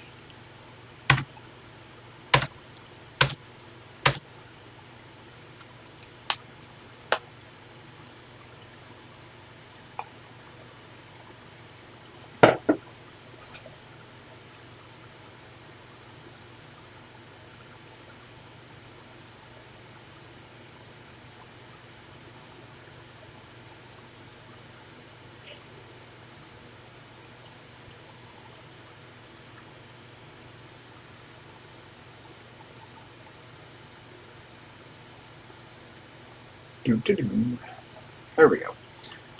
That's the editor assembler. That's the extended basic loader. Run. So let's turn off the throttling.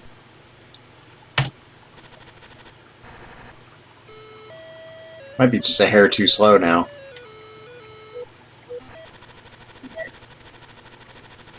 Oh, it's not bad. I don't know. What do you think? Yeah, that's not bad. Just start the dialogue. Yeah, let's check it out. Actually sounds pretty good, doesn't it? Yeah, I'm liking this better. Let me just sit on it for a second. Yeah, just do a couple rooms so we can see if it...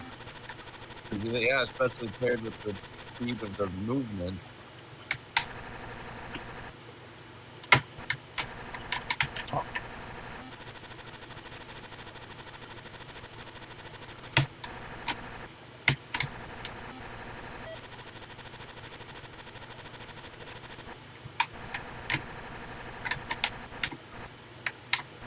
It's funny. It moves so fast. It's actually hard to get. And I was trying to get right above this. It's hard because it's quite fast. It's hard to just go one space. It really is. I mean, who cares? It's fine. But yeah, same thing having with Freeze's Fury. But I can live with it. Yeah.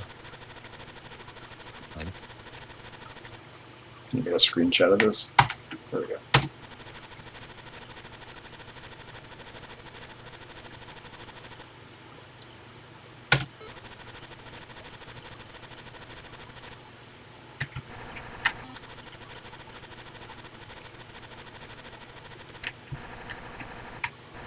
Yeah, just do a couple more and see what you think.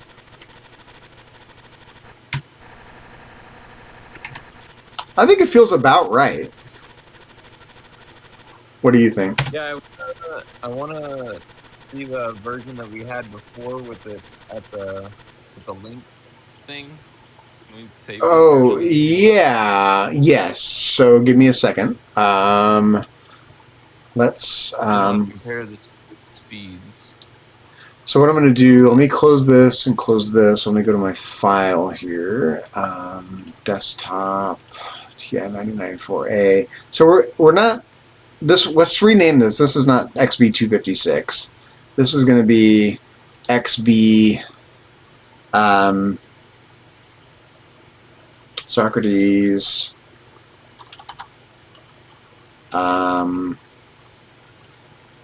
Version to be compiled. And that's really wordy, but Works. yep. And so I can get rid of these other versions for sure. That's the official one. I put official there. So okay, so that can go away. Delete. This can go away. Delete. Zach's Playground. Delete. Okay, so now we got the version, extended basic official, version to be compiled, and now let's make a copy of that. And let's call this Socrates XB256, which we may or may not use. Yeah.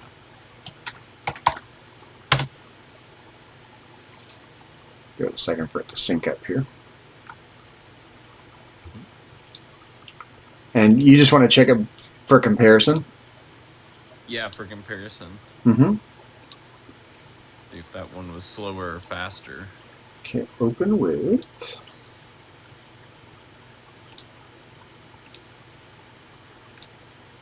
Okay, so what we did, that's got to be commented out. Down here, 16,000, call link, and it was delay, comma 100, right? Yeah. And then return. Yeah. Okay.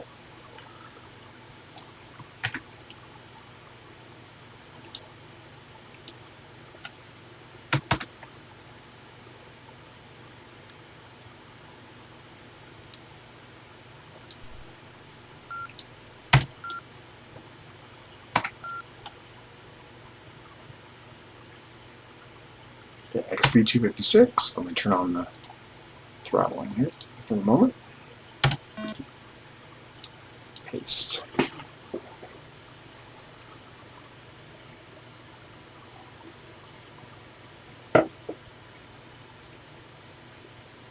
Yeah, it's so weird that we're not getting the slash zeros and whatnot now. I do not understand what was happening there. Yeah, maybe that def statement was just breaking things. Might have been. Yeah, it could be. It was confused but still working. But yeah, just Yeah. broke stuff. I don't know what was causing that. I mean, it could be that they were broken even before compiling, you know. Yeah.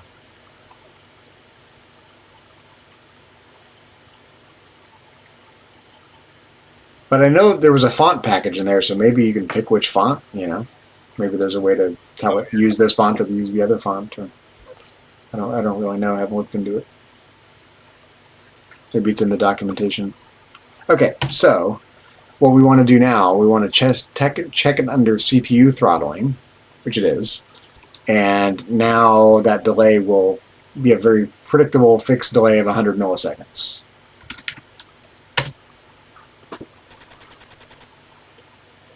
Okay, so it's slower.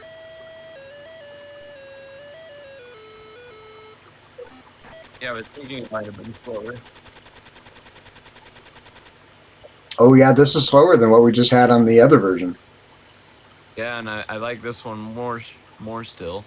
So you think increase that number by a bit more? Yeah, probably slower still. Yeah. Yeah, this speeds feel pretty good here. It's got a good rhythm. It's got a good rhythm to Yeah, it. it does. Yeah, because it's 10 letters are happening a second. Mm-hmm. Now we're not going to be able to get that exact with it, but I Yeah, see your point that we need to slow it down more. yeah. I was like, I think I need to compare it because I feel like it still needs to be slower, but it felt good, but I wasn't sure. So I was like, I just need to see the old version. I Yeah. knew I liked it quite a bit. So that says to me we need to be closer to 400 maybe. Yeah, another 100. Let's see how that is. Okay, so here we go. Start over. Oop, I hit paste instead of restart. Drat. Sorry. Watch, if you try to reset it, it just goes like that. Oh, I think I can probably close the whole emulator down. Classic 99 new. There we go.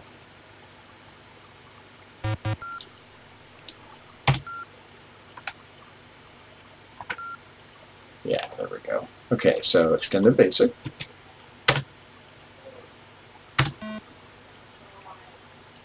Paste.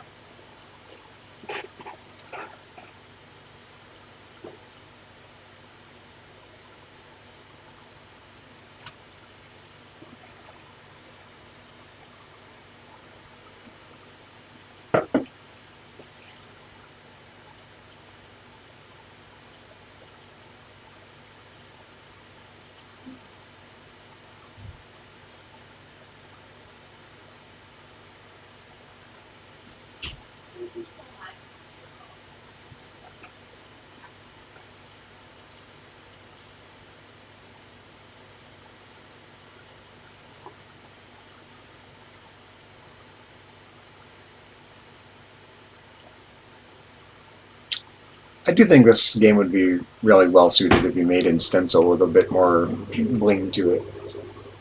We have my Mother's Day brownie. Wow, They're thanks. so good. I'm not even a mother. And I still get a Mother's Day brownie. Exactly. They're from me, and I'm gifting it to you. Thanks, my From that Amanda. Thanks, Amanda. Oh wow, they're really gooey. They just came out. They came out of the oven. Yum. Wow, that's really delicious. Okay. So save, oop, capitals. Save this one. And SCXB.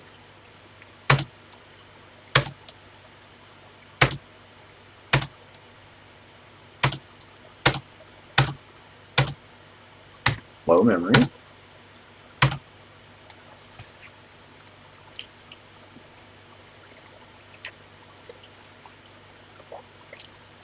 I kind of have that rhythm in my mind, so da da da da da da da da da da da.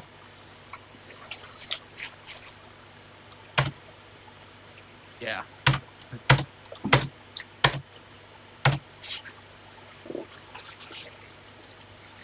Wow, that hit the spot.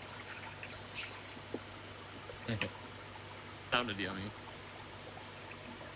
It's a gooey brownie. Yum. Mm.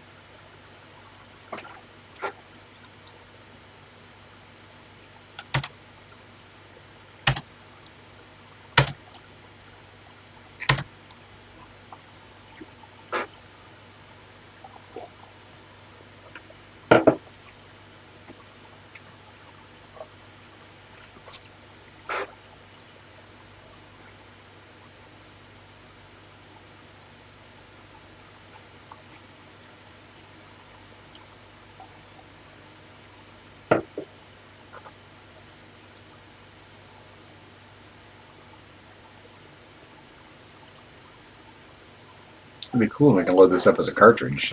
Can't wait to check that out. Even as in the emulator, just be able to load it as a cartridge as opposed to going through all this stuff, you know. Mm-hmm.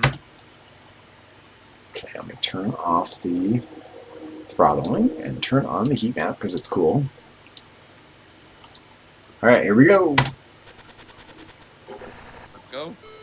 Stuff up in here.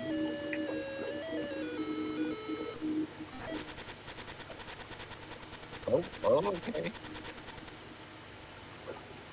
This is a 400? Yeah. Mm-hmm.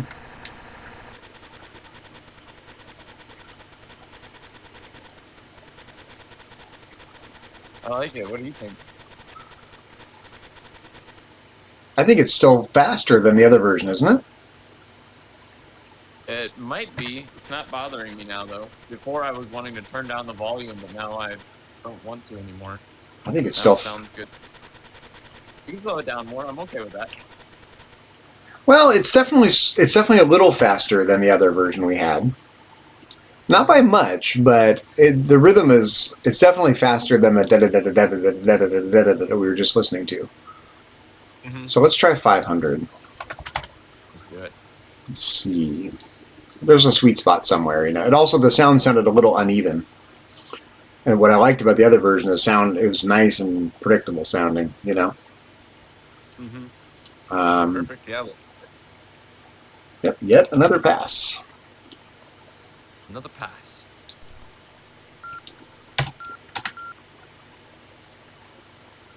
I like the blue. You like what? Sorry.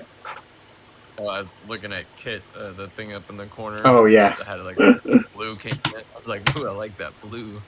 I've just been watching it.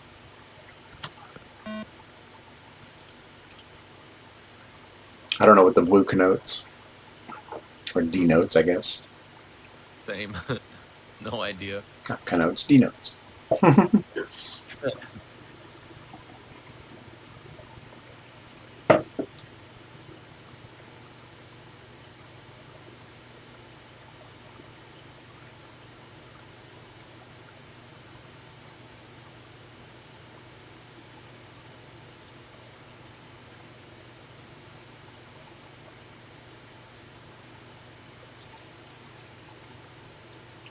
I do hope that, you know, because this is more complicated than the games I used to make. I do hope that someone looks at this and says, even though it's, you know, there are other games that are more sophisticated in different ways, I hope that someone sees this and says, wow, I never thought to do that on the TI.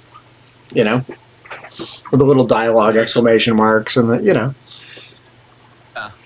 Yeah, I like that it has like a 3D element with that exclamation mark Mm-hmm. that goes over Socrates. Yeah, it gives it like a 3D element. I think that's pretty cool.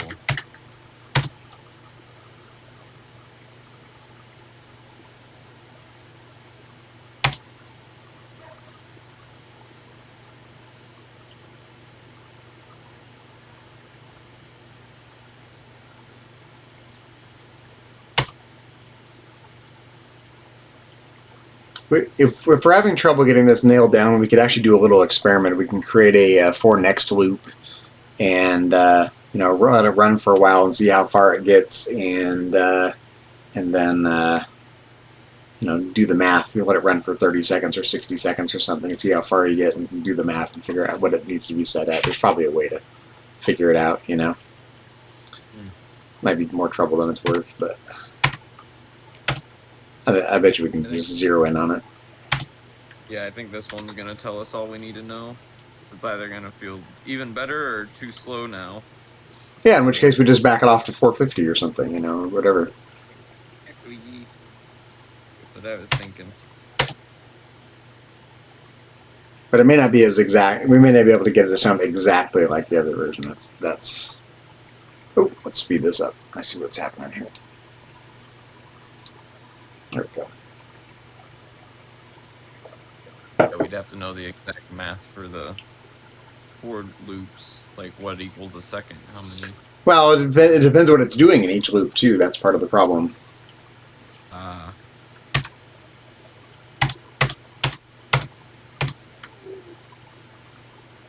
But we can get close enough, I think. Absolutely. Yeah, that 400 was already made me feel good. I was like, okay, perfect. Yeah, to me it just sounded a little uneven still and a little too fast. Yeah. But I don't know if it's 100 more for next loops fast. We'll find out very soon. Yeah, we still might even want to slow it down more after this. Mm-hmm. Very possible. Mm-hmm.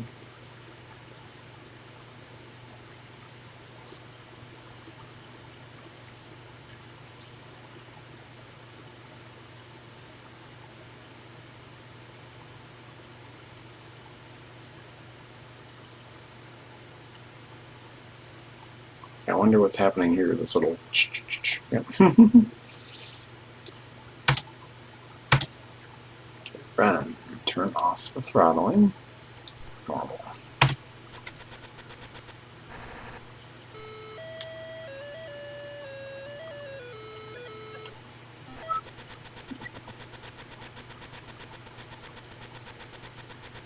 That's a little closer, isn't it? It is. I just got distracted because I wonder if we need the loading screen anymore. We only put that there because it was taking time to load in all that stuff. You're right. I don't know if we even need a loading screen. Yeah, I think you might be right. We could take it out. It just dawned on me just now. Because it went so fast I couldn't even read that it said loading. I think this feels better. What do you think? Yeah, keep going a little bit.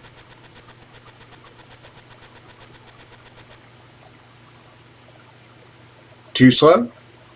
Go to the next room. So you can compare it with the walking pace and Mm-hmm. a changing pace.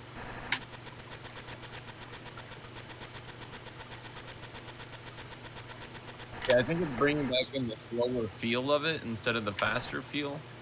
Do you think we should speed it up a bit? Yeah, maybe go back to 450. Yeah, let's try it. And you want to try getting rid of the Yeah. The loading screen? See what it's commented out or something, maybe. Yeah, definitely. Okay, so this will be 450. And let's go see what we did with the loading screen here. Okay.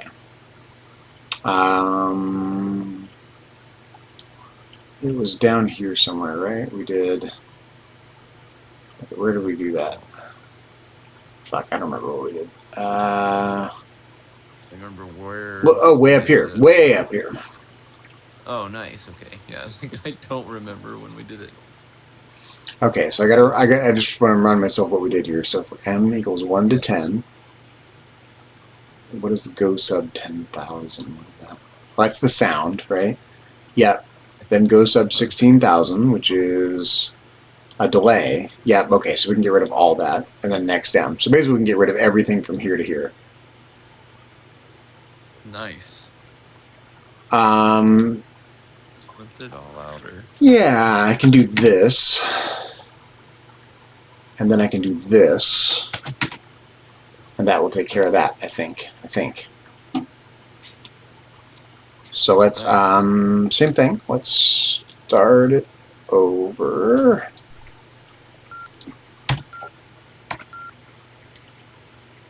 You're right, it's going so fast the loading screen doesn't serve any purpose anymore. Good call. Yeah. I just was like, wait a second, I don't think we even need that. It was another case where we built something because of how slow the game was operating. Right. And we'll keep it in the regular XP version. Yeah. Yeah, I really liked it. But yeah, it's not really serving much of a purpose when it goes that fast. So I think, like, wait, was that like loading?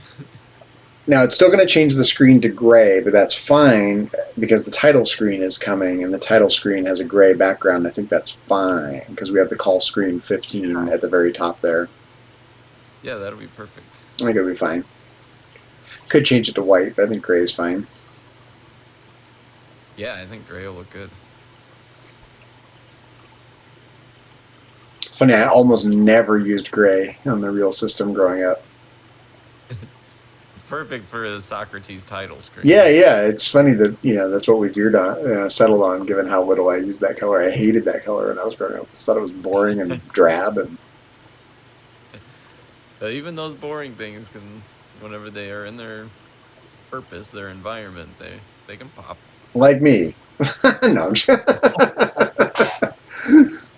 No one would ever accuse me of being boring, I don't think. Never know. Some people might. Oh. X's might.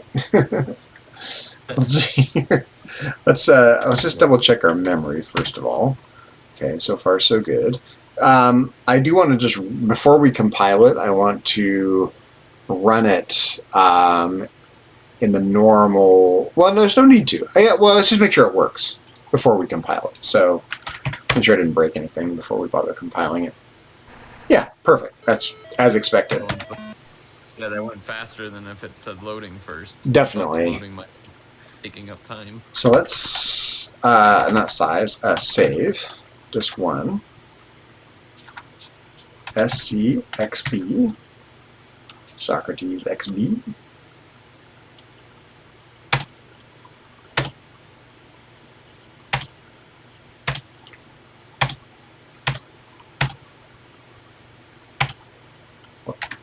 Put it in low memory. Yes, yes.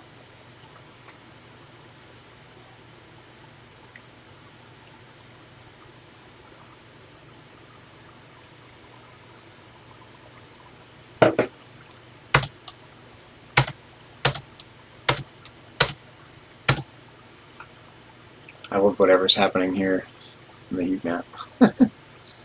Yeah, same. It looks so cool. You know, one thing I love all the, like, and especially going through these old TI users group magazines I've been going through, there are a ton of little, like, weird sprite demo programs that do cool little weird graphics things, just little self-contained programs that are little graphic displays. It's pretty cool. It is. Okay, I'm not using assembly support.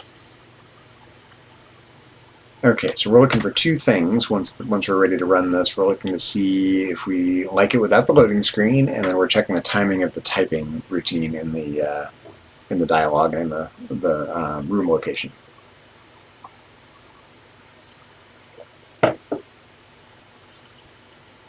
See a couple folks tuning in. How's everyone doing? Thank you for joining us. Appreciate everyone tuning in. Oh, hey, Brad. If you use XB 2.9, the loading here is much quicker. Yeah, it's funny. You said you needed to use XB 2.9 for creating the cartridge file. So I got to learn to do that anyway. So yeah, we'll check that out here in a minute. But we're still doing a little surgery on our game file here, trying to get the timing right in the for next loop in the typing routine. And also just taking out a couple things, like getting rid of the loading screen that's not necessary when the game is running faster and things like that. So just kind of, yeah, well, that's way better. Yeah. No loading screen, not necessary. You're right. Yeah, not necessary at all. It's going so fast. It was actually slowing it down now. Do you think that's still too slow? Didn't feel like it was slow. No, this is going pretty good.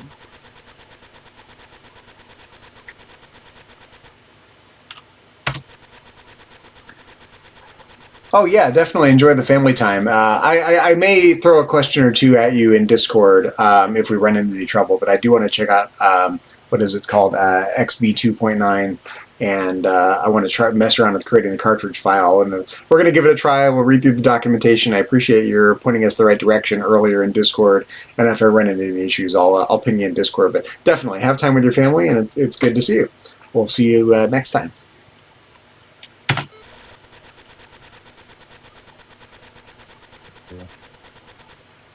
Yeah, I like this pace. I could also see it going a little faster still, but I'm okay with this. Well, yeah. We want to keep tweaking it until it's right.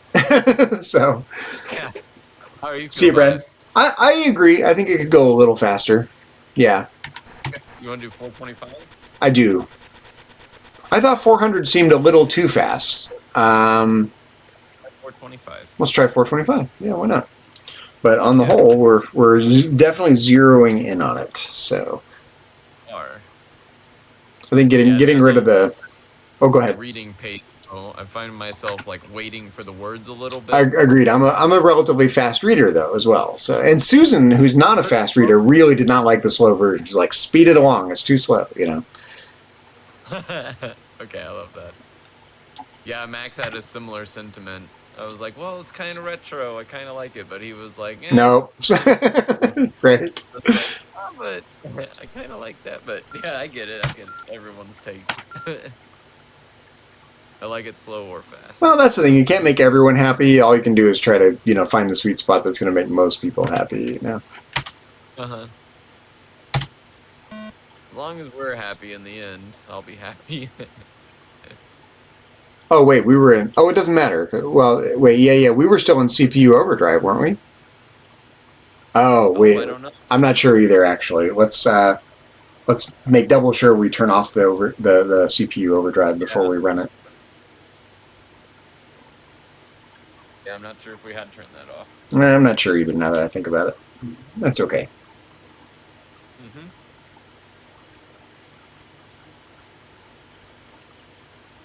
Yeah, I'm wondering if there's any other things that we added that we haven't thought of yet that was just because it was so slow. Yeah, we can skim through the code. I mean, any of the places where we need to skip ahead for the sole purpose of speeding it up. Yeah. But I think the only place I remember doing that is in those lines that start with the line 2000, those go to 3000 lines.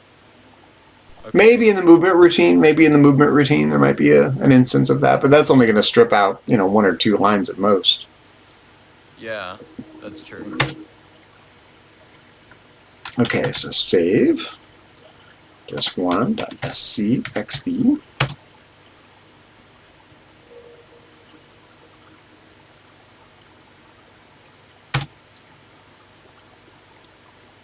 Let's see, it must be automatically turning the overdrive off because it was on. Okay.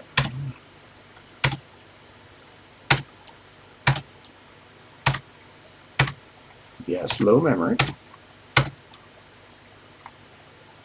I don't exactly understand the difference between high memory and low memory. Is it just the register numbers? Is that what that refers to? It must be. That's putting the runtime in low memory. Yeah, I'm not entirely sure what it means either. It might just be the register numbers. The manual talking about low and high memory for the 30K version, saying that we had to load part of it in the low memory file. I guess they're related, something like that.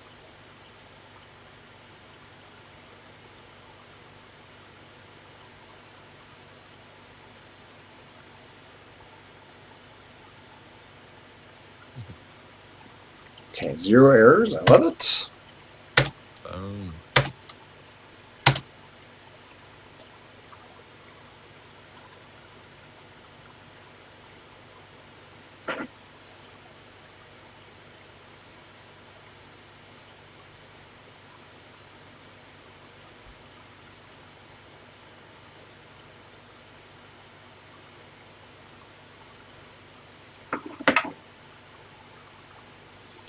Got a phone call from my friend who's in and out of jail. She's got drug problems and fraud problems, and someone I've known since I was a little kid. And she just left a message on my phone. She's in jail again. Probably wants money.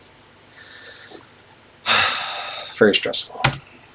Hard to be the nice guy that people lean on sometimes. You really have to put up boundaries. It sucks, Yes. Yeah, I've definitely experienced that. So many. Gone through like 13 different groups of roommates in the last 2 years. Yeah, well, in a way that's good. If you have a house and you like people, it's no big deal, for a while. Yeah, it is definitely good. But yeah, if someone needs to come over and get back on their feet, great. But they have to actually get back on their feet, Exactly. That's the hard part. Some people did great. Some people struggled a bit more and were more okay to like lean on me. On the other hand, it all goes in the good karma category, so it's all good. But And yeah, I loved everybody who stayed with me. It was really fun. Really fun experience. Okay, I've turned off the CPU overdrive, so let's see what we get.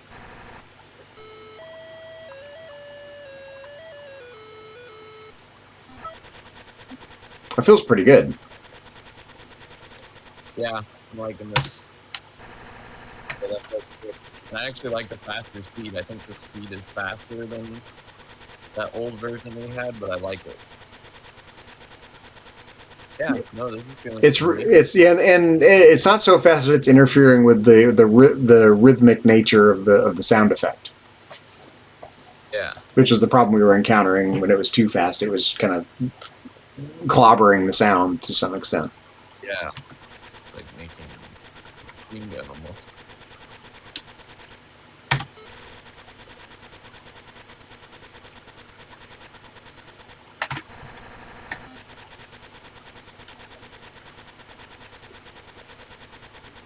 I mean, you know, when we first started messing with the CPU overdrive, it was really fast, you know, because we had that 4next loop down to 8.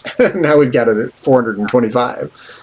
You know, Yeah, so it, you know, did you like it really blazingly fast, or do you like it more like a you know? More of the da-da-da-da-da-da. I was actually thinking of maybe going to like 430 or 435 or something. Oh, to slow it down. Oh, to slow it down a little bit. Yeah, a little bit more. I was actually thinking the exact opposite. I was thinking maybe it's just a hair too slow now. Still. We go into another room.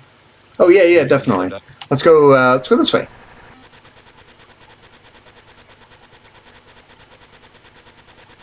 Yeah, I'm feeling like the spaces got lost a little bit again. Spaces were more lost, like they were really pronounced.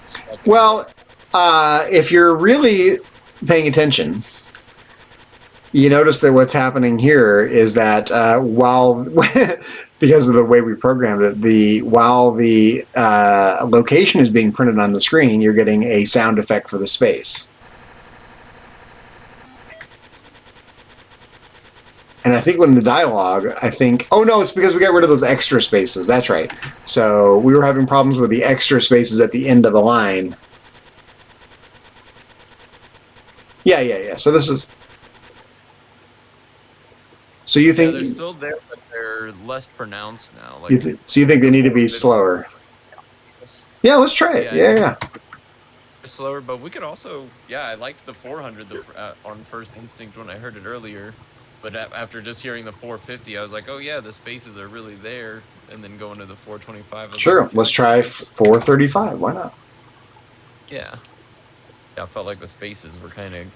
And while we're looking at it, we were looking at things to trim out.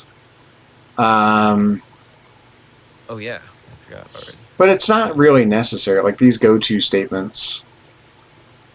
Well, yeah, because only one of these is happening at once. We can't really take those out. What else could we trim out here? Nothing. Yeah, no. Nah, it's fine. I was just wondering if we had done something else big like the loading screen that we had just, didn't remember about, hadn't thought about. But yeah, I think it was mostly that one for the rooms and the loading screen. And then I think I had remembered about the movement one, so I was feeling like there was still something else we had done, but yeah, I don't think that it was very big.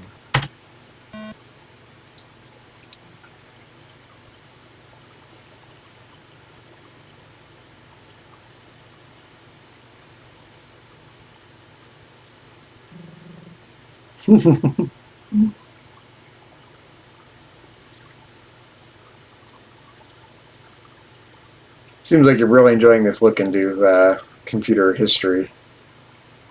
Yeah, it's really fun. I love niche things. It really like. So it's like this is a good exercise for my brain. I never get to think like this, and it's a good connection that I really enjoy in my adult life. It's a shame that this computer didn't take off, because it did a lot of things right. And you know, the people who were used to this system when the IBM PC came out, people were like, "Fuck, this is hard to use. DOS is confusing, and, and it's not as easy to make cool things on the screen. It's not as colorful, and it's boring." It's just like, you know. So this system got a lot right from a usability standpoint. Okay, so save disk 1, SCXB.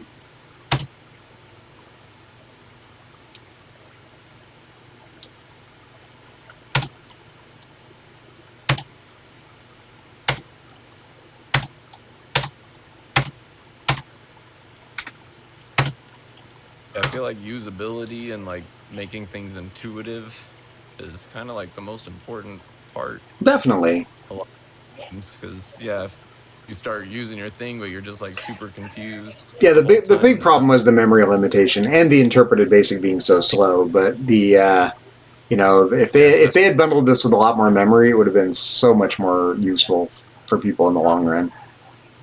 Yeah. But you know, memory was expensive back then. I mean, that was one of the easiest ways to cut costs was get the memory down. It's easy to forget. Like now, you buy a thing of RAM, no problem. You want to add 32 megabytes of RAM or 200 megabytes of RAM, throw it in your computer. But that back then, every little bit was like, oh, that's going to double the cost of the computer. You know. Yeah.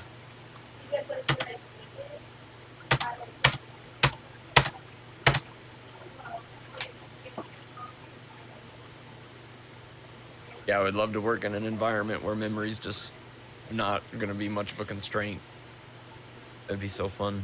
Yeah, that's why I think we at some point we need to get into stencil. I think stencil's the next logical step. I think we'll understand the block programming in stencil more easily than we'll understand all the many options in Godot. Yeah, let's do it for sure. That'd be a good stepping stone, I think. Yeah. Be bigger environment.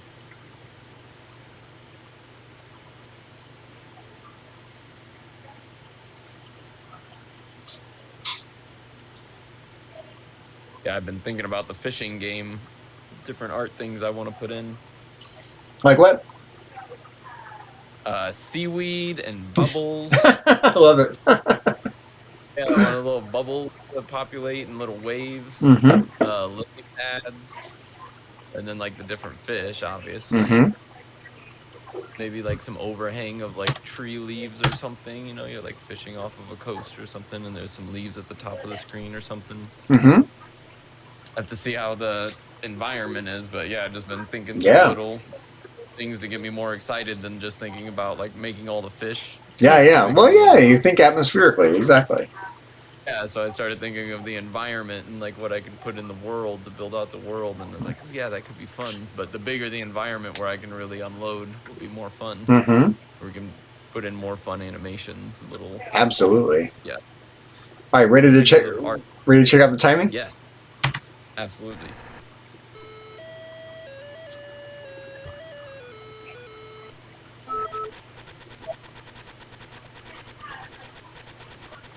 So now it's skipping a little bit because it's I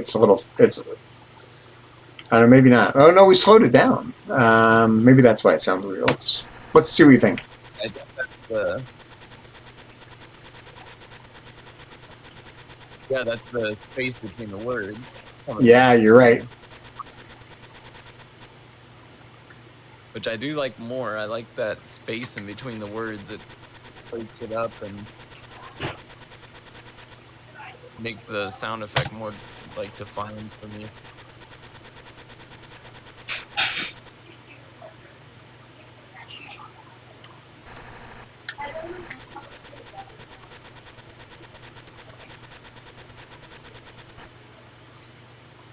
Mm-hmm. Feels pretty good. Now that you mention, now I'm wondering if we should go back to 450.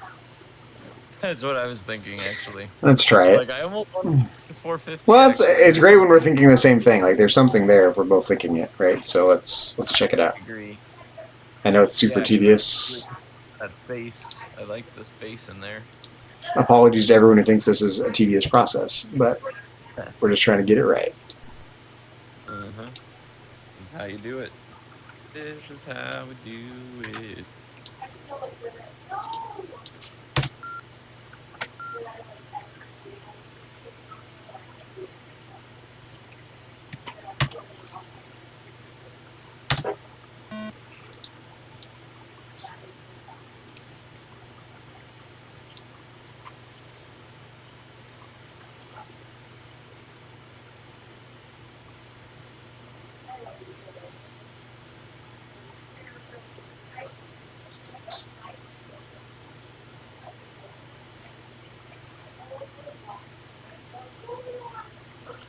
I think, yeah, I'm glad you thought to cut out the loading screen.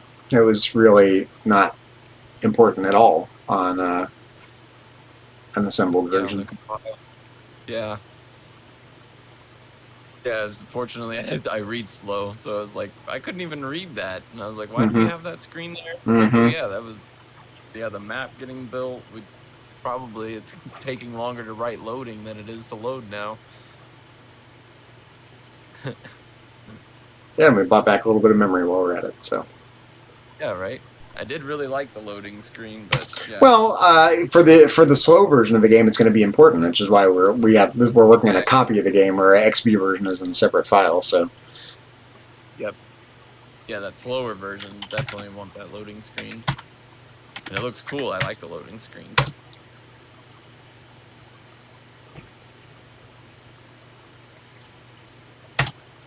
It's funny because right now it seems to automatically turn the throttling off. That's what's happening there.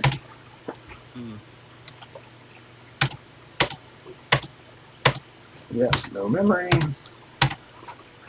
Do it to it. My cat is curled up in a pile of laundry.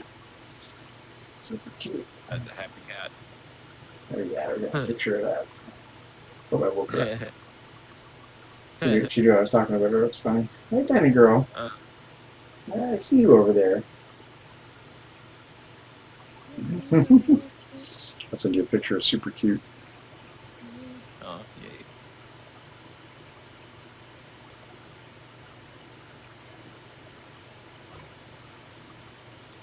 There you go. Okay, some blur.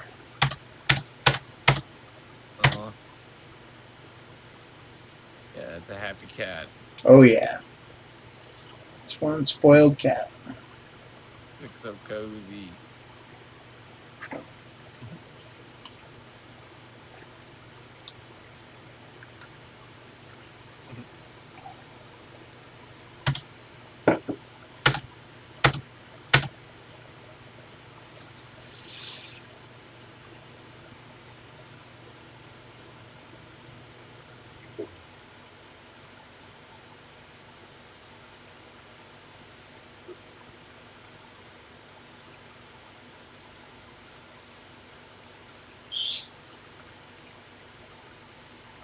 I wish I had had the foresight to save all the things I had when I was a kid. You know, even whether it's old programs in BASIC on cassette, like the program my dad wrote, or stuff I had on disk from my first real PC computer. Weird little shareware programs. Used to like send $5 in the mail and get disks of shareware back in the mail, stuff like that. I had a pretty cool library of stuff, and it's all gone. I barely remember what it is. I'd be hard pressed to track down most of it. Okay, let's turn the throttling off. Normal. All right, here we go.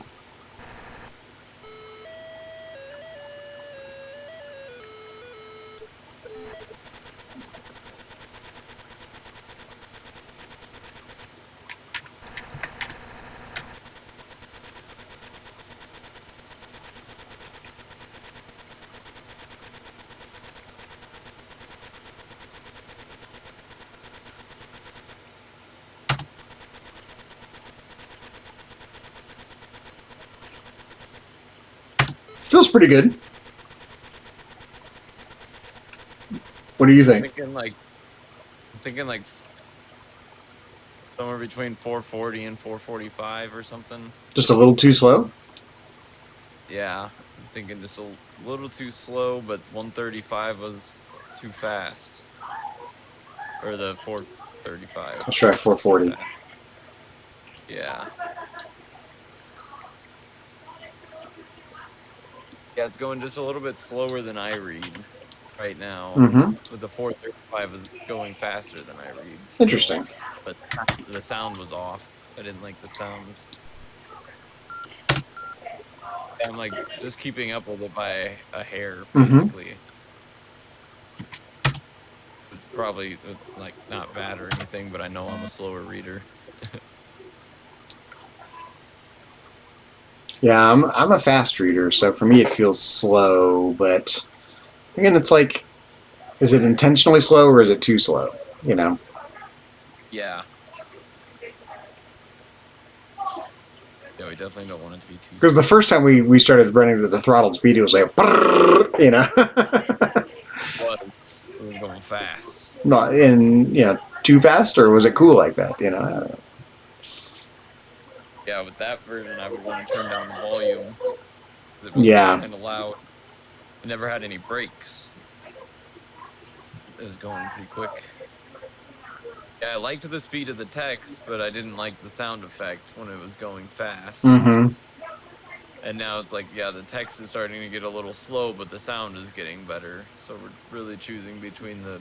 I wish there was a clicking sound. You know, like a. I wish there was like a kind of I sound wish there instead was a of. way to delay on just the sound effect, like Mhm. delay on the sound and slow down the sound effect. Yeah, it So that doesn't work that way. it skewed. It was skewed.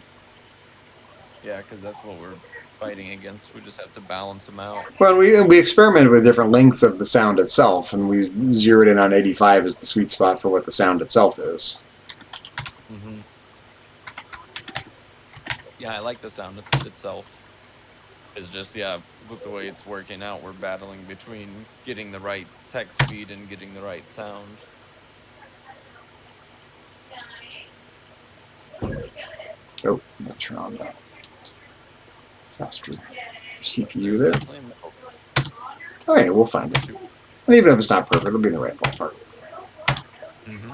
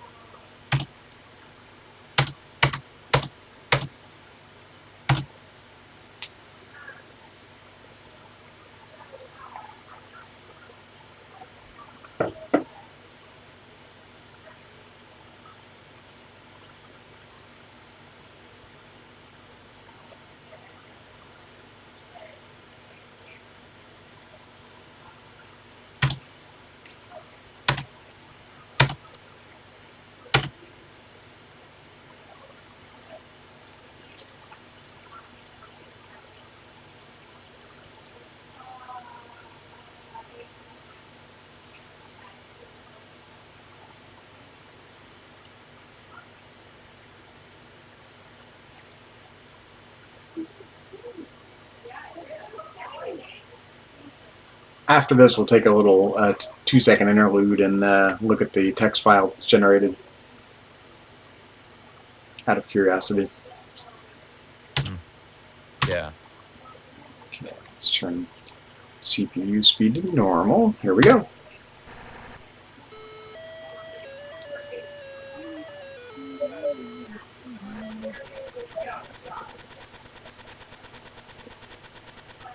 That's pretty good. Feels pretty good. I'm liking this better. Yeah.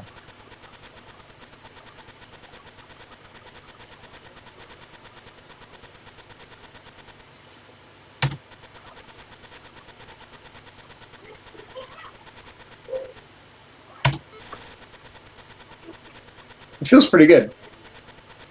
Yeah, you get the spaces and it's still going pretty quick. And then you get to dart around.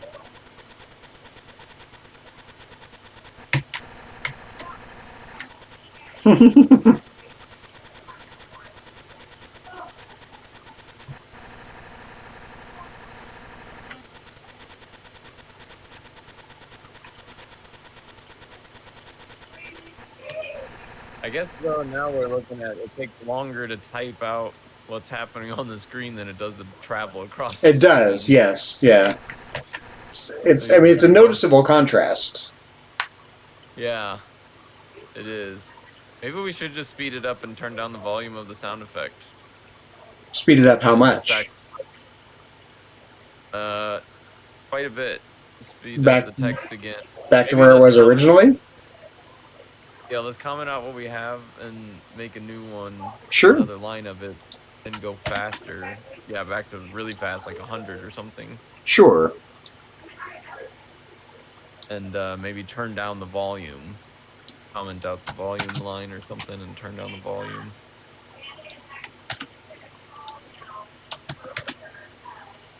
You want to try 100?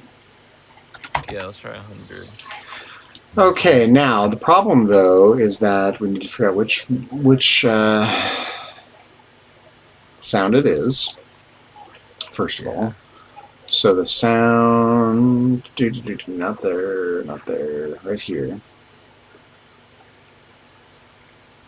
So go sub 6200. I think that's the sound.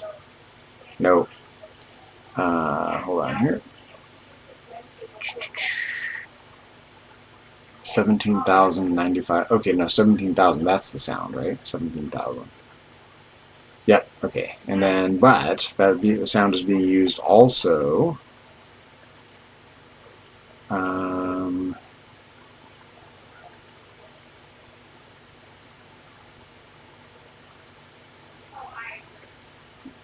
Go sub 10. Wait a minute. 10,000.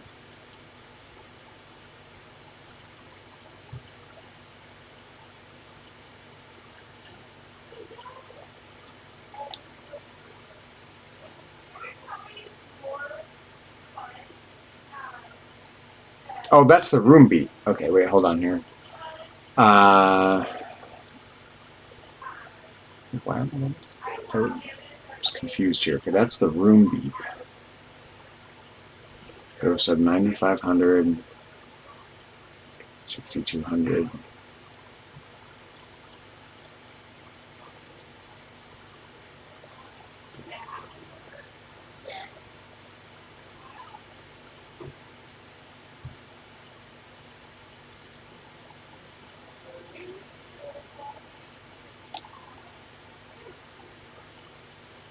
Wait a minute. Go sub 9,500. Oh, okay. Yeah. Sorry, I'm just trying to remember what's what here. Mm-hmm.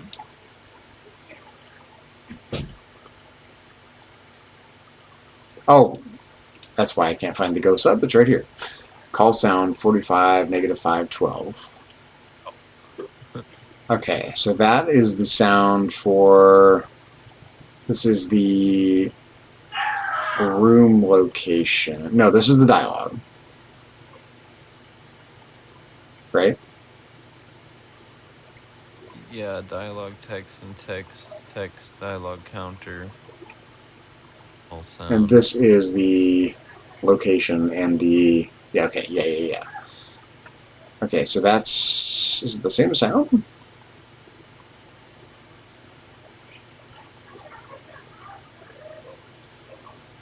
Go sub 10,000. Okay, so no. 10,000. Oh, it's the same sound. Yeah, it's the same sound. Okay. Why did we use the same subroutine? There was a reason. We turned it down already, it looks like. Oh, wait, no. I don't know. Oh, yeah, 45, -5, and 12 here. But down here, why did we have a different volume? Oh, no, it's the same thing, 12. Oh, same. Yeah. No, they're the same. Yeah, I guess we missed it, or maybe it was different at one point. We changed it. And the room beep is at 10. Okay, well, let's try it and see what we get. We turn it down. Yeah, but again, in relation, you think it's too loud in relation to the other sounds? Is that what the problem is? I think that, yeah, at the faster speed without like the pauses and the word breaks, like it just sounded loud and distracting to me every time it came on. Like it was abrasive. So I was thinking that the volume of it needed to be turned Now, I down. think the same sound is being used by the in the title screen, I think.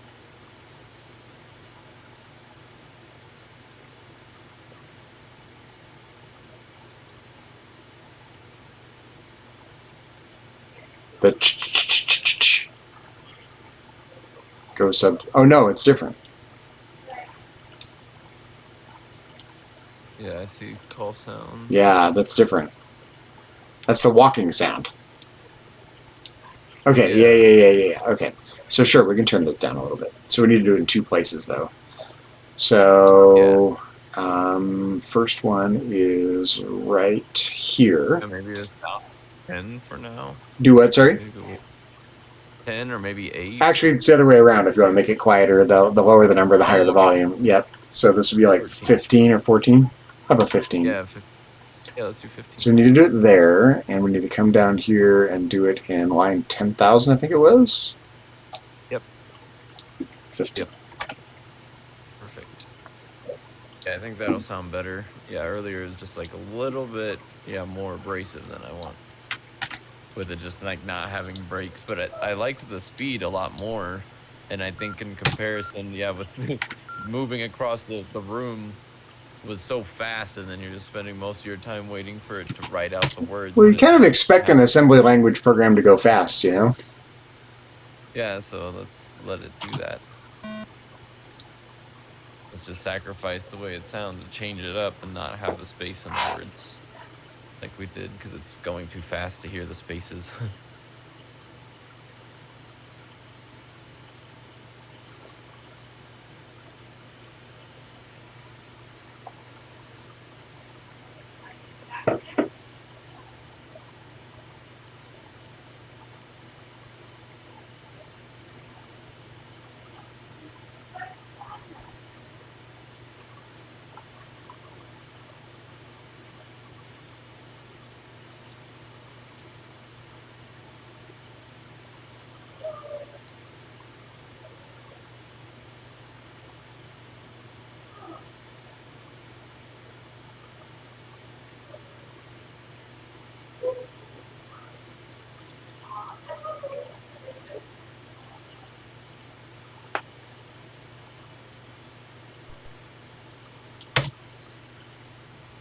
Okay, save. Disk 1.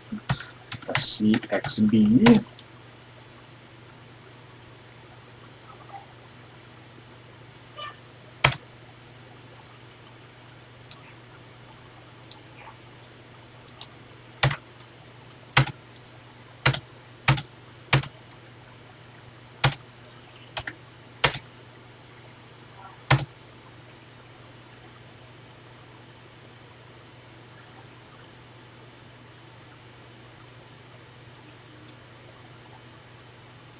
You know, it's amazing. I still kind of look back at our Freeze's Fury code and go, man, how did we ever finish that? And I look at this and kind of go, man, how did we ever write this? You know, Right? one piece at a time. That's how you do it, you know?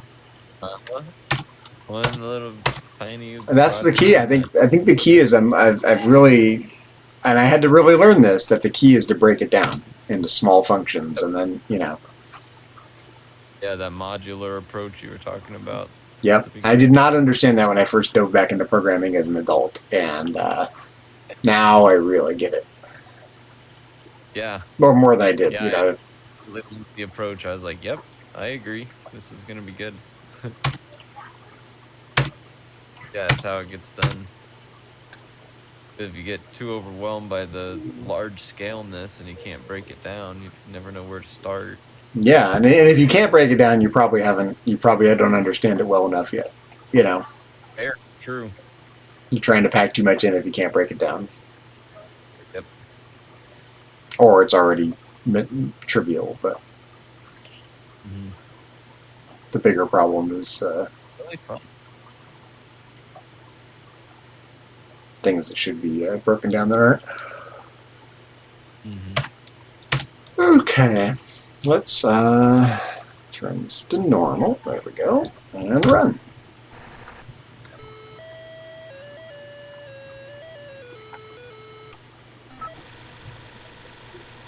Well, that feels pretty good.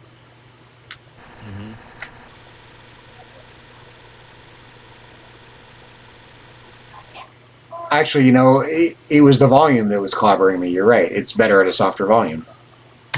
Yeah, it was too loud before. Yeah, it's feeling so much better. Yeah, I like it actually. Yeah, moving across the screen told me that I didn't like it. Like, you can't feel it in all of the game waiting for the load when you're running across the screen like that.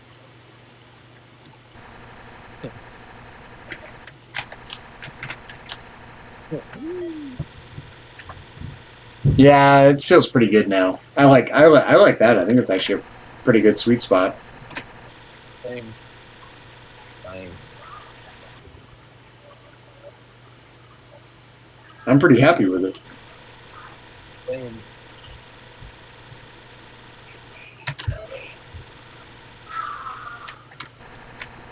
Nice.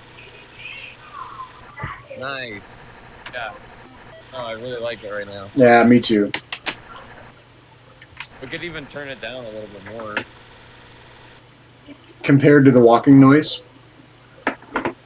Yeah, keep walking around. Sure. Yeah. Let's do a couple more. Yeah, put it at the volume. I don't know what volume for me, because I've turned the volume in the stream down, so my voice is louder than what's on my computer screen. So I'll stop talking. You turn your volume up to a volume you would play this game at as if you were playing the game, and I'll stop talking. I've got it all the way up.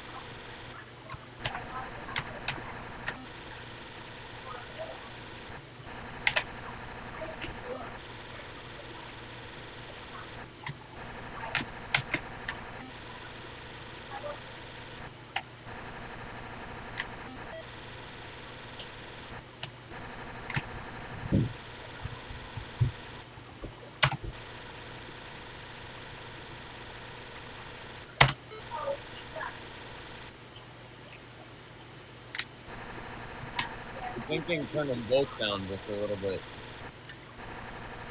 Like keep it where the walking is louder than the text still. And turn them down the same increment, but what I'm thinking right now.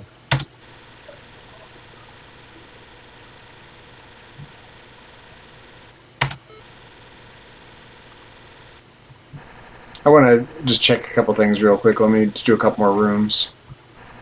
Uh-huh.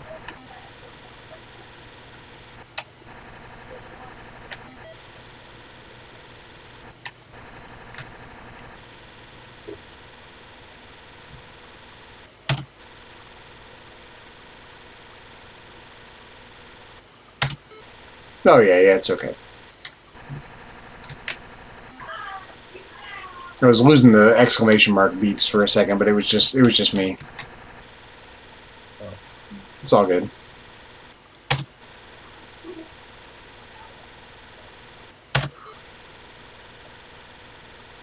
So you want to turn them what? So you want to turn them both down, but in relation to what? What you want the beeps to be louder than the? No, I think I actually just want to turn down the walking sound effect a little bit. I played around with my volume a little bit, and it only bothers me if the volume is like all the way up. But if I turn it down just one click. Right, but I guess if we're turning down all the sounds, what's different? But what's the difference between turning down all the sounds and just turning down your TV volume? Yeah, that's what I'm thinking. Because now, like the top 4 or 5 clicks of my volume, I think the walking speed sound is too loud. Okay. That's the only one that's consistent through all of them. I think that all the other ones sound fine if it's not at full blast, which I think is fine because yeah, at full blast it should be loud. Gotcha. So let's find that walking sound. Just a little bit, though. Yeah, it's like just a little bit, a hair over. Mm-hmm. So that sound is being, I think it's right here, 6700, right? Yes. And that's the sound at the title screen, and it's also the sound while walking, I believe. Let's just double check. Yep, 6700. Okay. So all that's in one spot. So you want to turn them both down to 15, or do you want this one to be louder than the typing?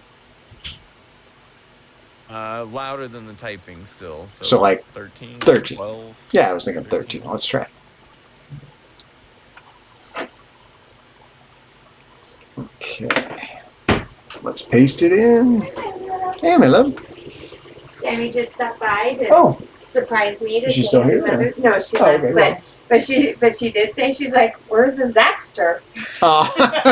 Okay, I feel like I've won her over. She's calling me the Zachster. Exactly. Did you tell her I was working on my video game? Yeah. I did. And she's like, "Oh, okay. Well, tell him I said hi." Oh, okay, that's nice. Yeah, but she's like, "Where's the Zachster?"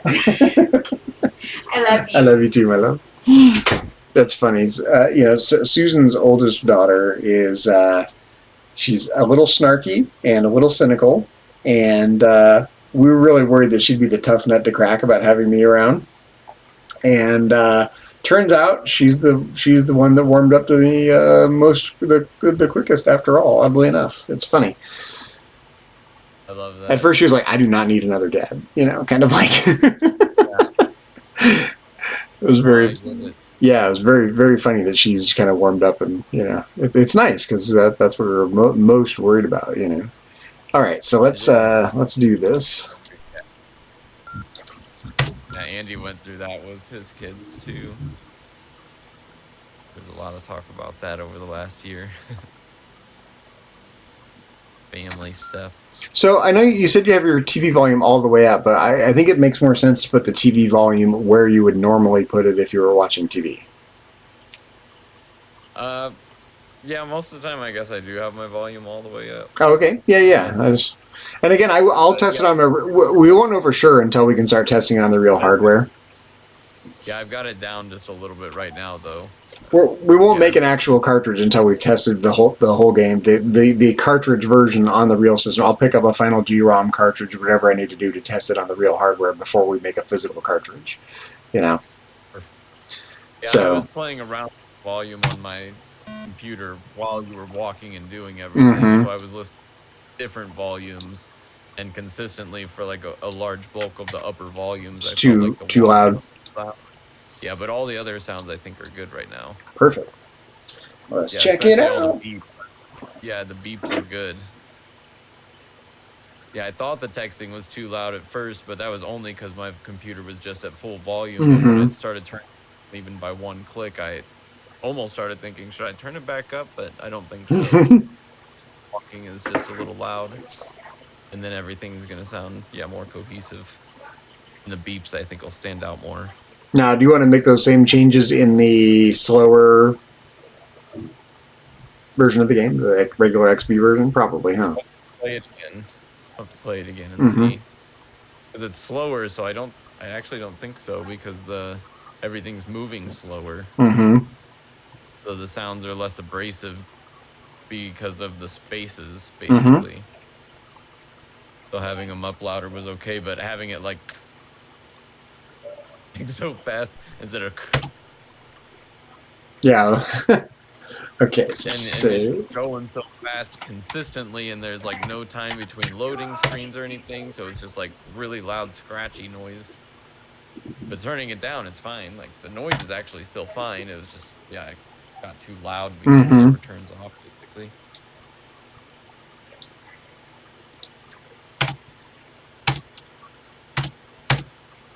Yeah, it literally just kind of if it's too loud. Yeah. Yeah.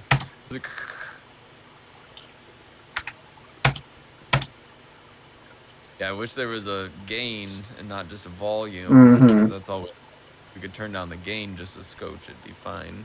The volume is actually good, but there's a little bit of it that's just like too much attack on that sound. Good sound though.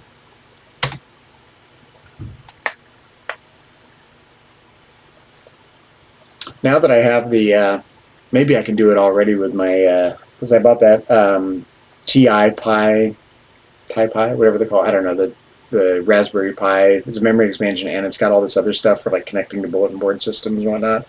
I think there's a way to load, I don't know how to do it, but I'll have to look up the paperwork and the directions, but there's a way to load up a cartridge file through that online. So I can probably load up our cartridge file that we're going to make through that, and we'll check it on the real TI. Cool. Almost certainly, actually, because I won't even need extended basic because it's not a basic program anymore; it's an assembly program.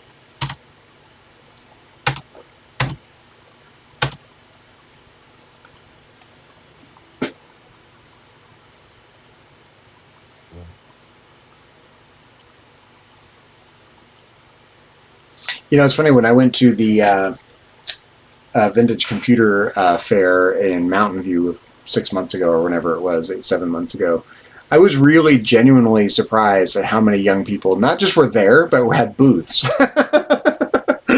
There were young people who were messing around with old computer systems, and they were at the festival, and they had booths doing whatever they were doing. It was really interesting to see. Yeah, man. I would not have guessed. I would have guessed it'd be like guys in their 70s. Yeah, no, I believe it. Yeah, so many. Well, I would expect like a lot of both. There Yeah, were, I know so many. but there was a much higher percentage of younger people than I would have guessed. I know so many. Yeah, so many of my friends are so into that. Mm-hmm. The computers and the computers young. They understand them very well because they've had them for long. Mm-hmm. They just like exploring all these more niche categories and understanding the roots and the fundamentals of where it started helps you understand the Definitely. modern stuff. Okay, I'm going to stop talking, and then I'm going to let you play with your volume and see if you like it. Yeah, let's do it.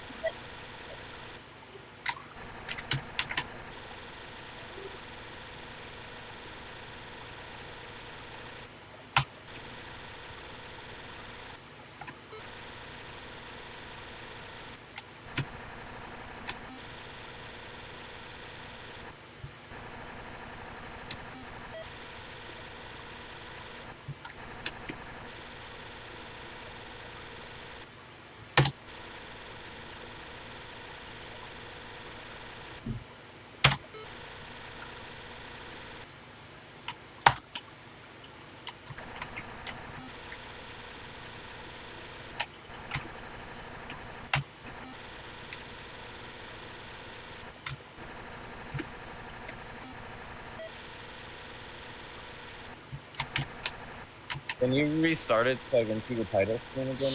Yeah. Do you think the music is too loud? No, I don't think so. Like the actual music on the title screen? Yeah, it is louder than everything else, every other sound we have now, except maybe for the room beeps. I like that though. Okay. Yeah, if you like it, great. I just noticed the contrast. I didn't think it was bad. I just noticed it was louder. Yeah. Yeah, I was gonna say I think I want to turn up the text on the title screen, but turn down the text within the game. If we can detach that. I don't know how to load it up. If we did run. Oh yeah, there we go. Okay.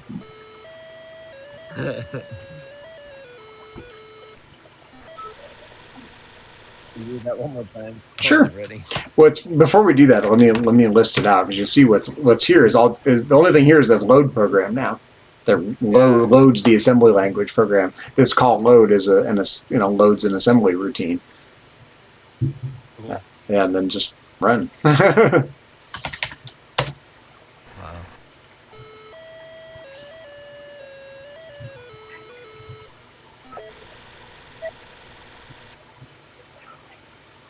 Yeah, I want the text to be just a little bit louder on the title screen. Well, that's the same. Right now, that's the same sound effect as the walking. Yeah, can we make it its own sound effect on the title screen? Yeah, definitely. We have enough room to do that now. Yeah. Yeah, since we got rid of the loading screen. Yep. So let's just see what's happening here. It's 6700 is the sound in question. And I just want to go slowly here. That is the same sound that's being used for walking. Yep. And on the title screen, which is starting at 6400, it is. Where is it? Am I looking right at it? I'm just not seeing it. Yeah, that row right there. Oh, bloody hell. Why can't it? Oh, right here. Yeah. There it is. Yep. So what we want to do is grab this. You like the sound. You just want it to be a different volume, right? Correct. Yes. Okay. Same sound, different volume. So what we're going to do is grab this. Oop, not that. Just this. Come up to the title screen, to 6400. And right here, we're going to paste this in. And you want it to be a little louder. Yeah, louder. And it was at 10, wasn't it? I think so, yeah. You want to set it back to 10? Do you know what the music volume is at? I can check real quick, easily enough. The music is at 10. Okay, yeah, let's try 10. Okay. And then I wanted to turn it down a little bit in the actual game. Oh, okay. For the dialogue text, I wanted to turn that volume down just a little bit more. Okay. Like 1 or 2. Yep. So that was, where was that? That was not that one. Sorry, I keep forgetting. It's just, it all blurs together, you know, so I have to constantly remind myself. Yeah. It was, blah, blah, blah. Where are you? 10,000, I think. Is that right? I think so, maybe. It's one of the volumes for sure. Or sounds.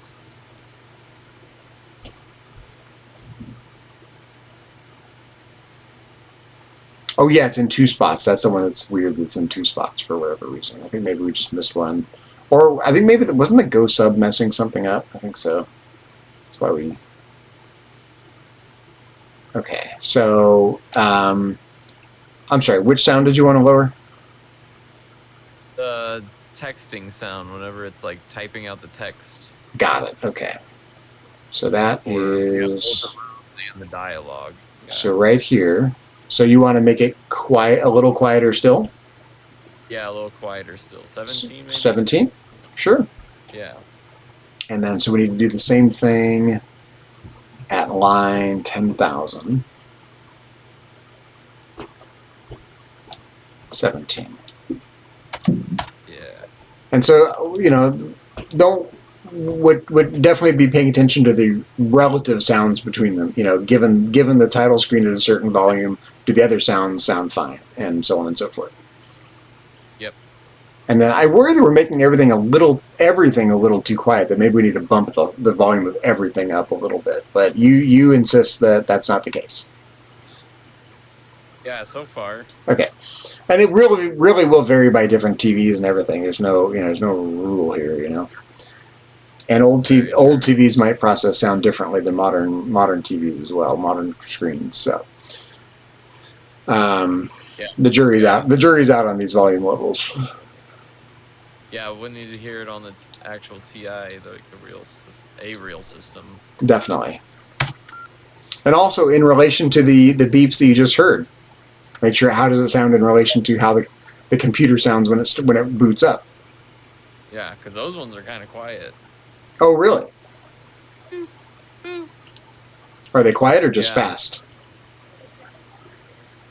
They've sounded quiet to me. Mm-hmm. I don't know what level they put them at. I have no idea. So.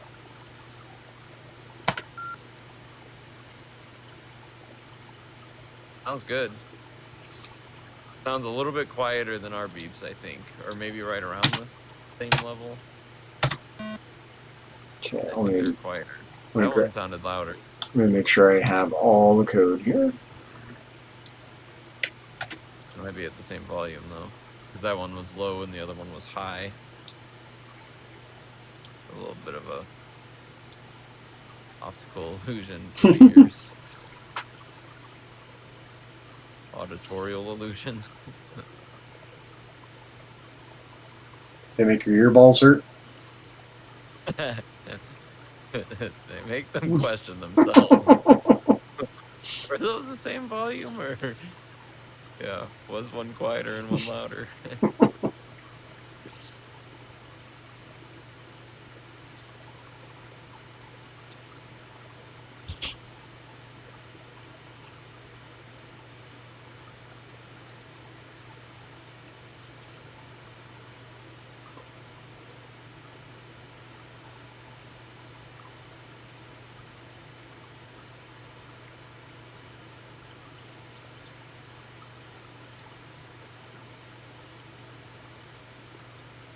I'm so happy. I think speeding up the text was a good idea. I feel better with it faster.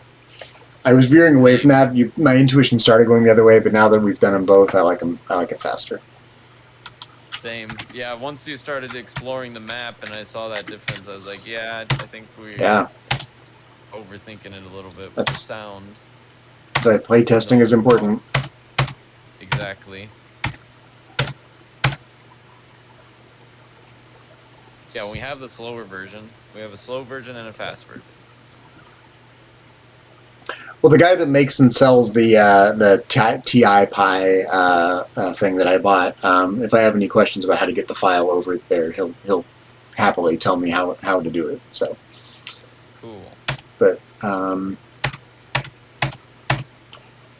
mean, we don't have to do it today. We could do that next time. We could make it a separate goal of just cranking out the binary file.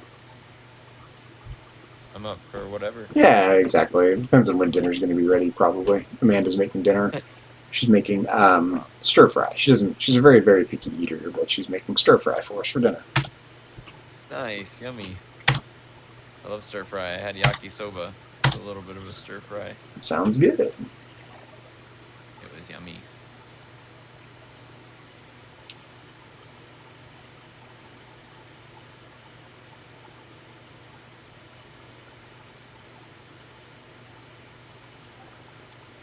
Before we go, too, I want to show you how to load up different game cartridges that come loaded here. Point you towards a couple games to check out on your version of Classic 99. And then I want the newest version so I can play test it a little bit. Oh yeah, definitely. Well, you won't have. Well, I guess you do. You have to set up follow the instructions to set up the compiler. Okay. Or maybe not. Maybe I can just send you the load file, and I'm not sure exactly how to do that. We'll scope it out. There's got to be a way, right? There's a way. Yeah, and maybe if you just sent me the code, then I could just load that. I think it's this. I think all I have to do is send you the object file. Everything that starts with scxb. I think if you put that in disk 1, along with we have to put the Joule 7, all the stuff from Joule 7 in disk 1. Right. Okay. And then these files. Maybe we can share your screen. We can do it together. And then all these scxb files. Then if you load scxb.-x, I think that's how you get there. Okay. Yeah, I would be open to doing that together. Like one of these is the load file, and one of these is the I forget. We'll have to look. Cool.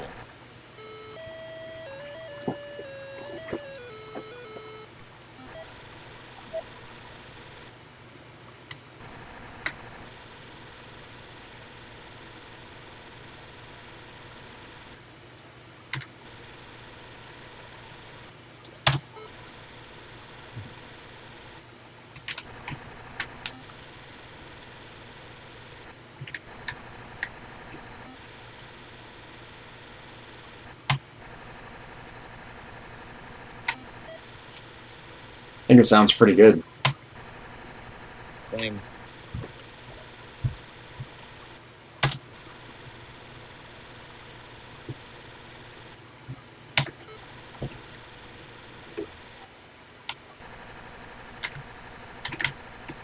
Trying to check something. I still can't go through the characters. Good.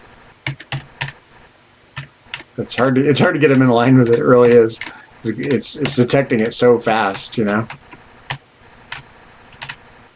We could try to add in a thing like we did in the Freeze's Fury, where if you just single tap it, I don't know. There's nothing like that. No, there isn't. There. All we could do is add a delay loop to slow it down a little bit, but then we slow everything down, and we like it fast. So Yeah, we like it now. That's an okay thing. Socrates is drifting around Athens.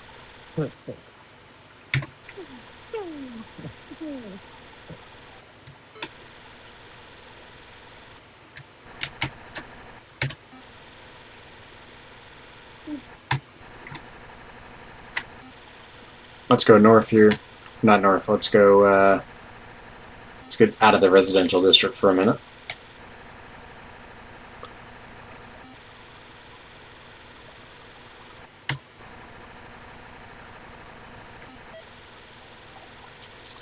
I love that these sounds, you know, if I were 8 years old and I wrote this game, they would have annoyed the heck out of my mom, the sound effects. You know, just like, this is adequately annoying.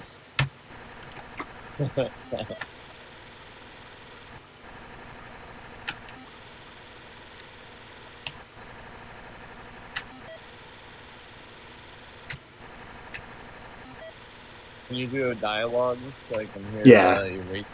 I was just trying to get in a different area, you know. Uh-huh. And then can you try to find a room that has a lot of people in it? Yeah. Go to a room that has a lot of people in a quest. Mm-hmm.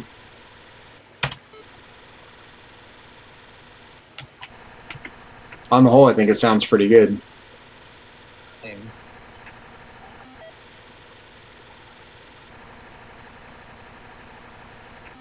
I'm going to find you a room with a lot of people. Perfect. The beat between rooms, I think, could be turned up just a little bit. Let's see what it's at right now. So when we change rooms, is that this right here goes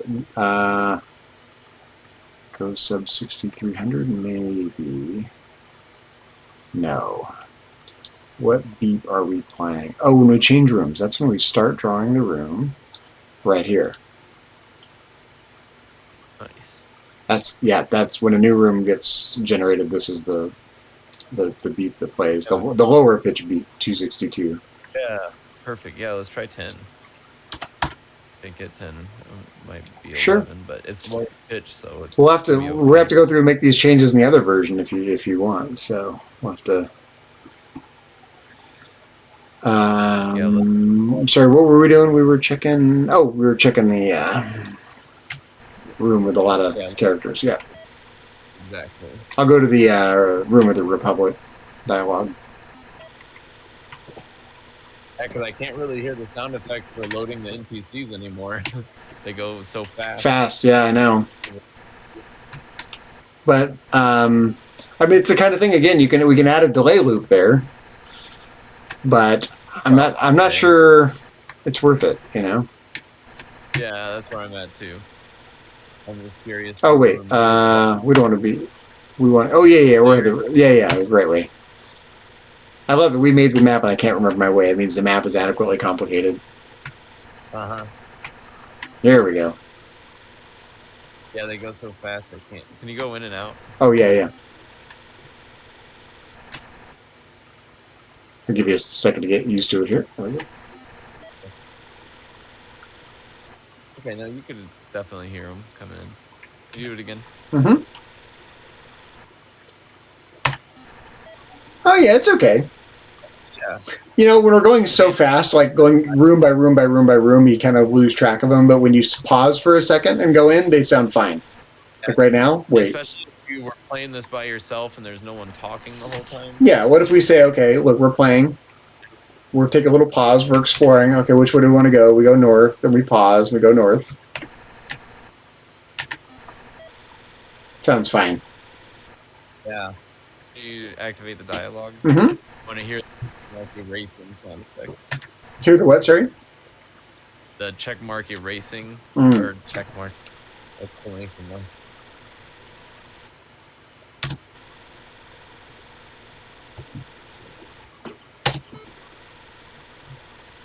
To me, it sounds good. Yeah, it's just the one going between rooms because it's so low pitched. I feel like it could just be a little louder. Sure. Well, let's. I just changed it. Let's go recompile it and check it out. Yeah, that's. And then we can make all these parallel volume changes in the other version as well. Yeah, well, we should play it first and see because at the slower speed, different volume would be okay. I find that a lot when I'm making songs. Like you change the tempo a little bit, and suddenly you want to change up the volume levels a little bit. And yeah, just changing one volume level changes up the whole mix. Well, it sets your expectations. Like this is where your brain thinks things should be. You know. Yep. That's why I was saying in relation to the title screen, how does everything sound? Because that's the first thing people are going to hear. Yep. Exactly. Yeah, and I like the title screen being a little loud and then getting into the game, and most of it's pretty quiet, but I think the beeps keep up with the same volume level.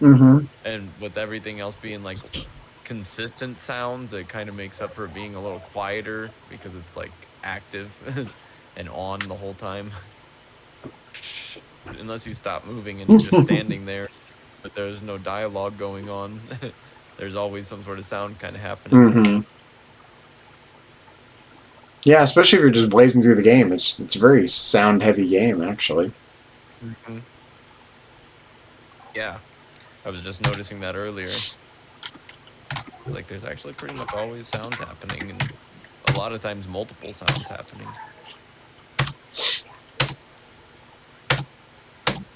Which I love, yeah. All the different little sound effects just give it more layers and texture dimension.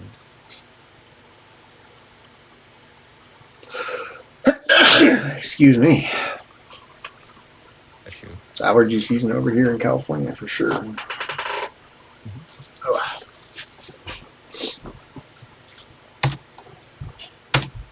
Sexy, huh?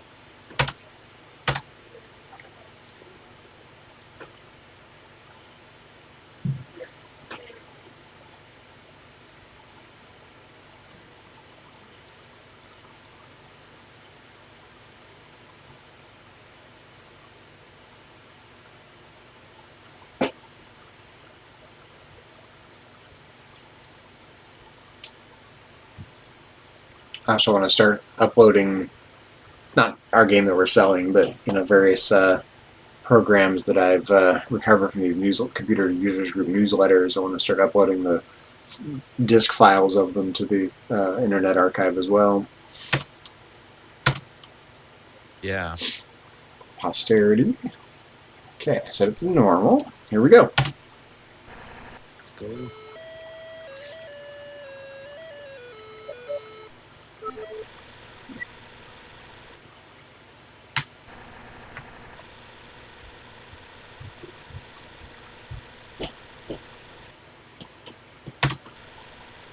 I'm going to slow it down just a little bit in terms of my pace going through the game, just so you can kind of get a feel for a moderate take on it.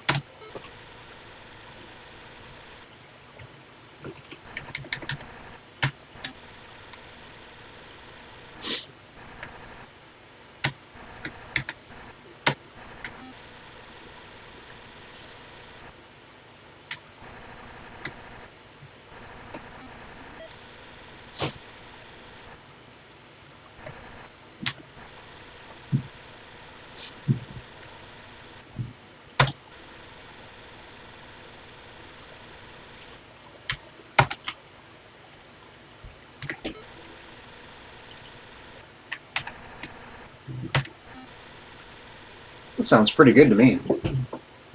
Yeah, can you go back into Agathons? Or back into... Can you, like, go back out and, like, go into a different room and then come back into this room again? Do what, sorry? Like, go into a different room and then go back down into that room? Sure.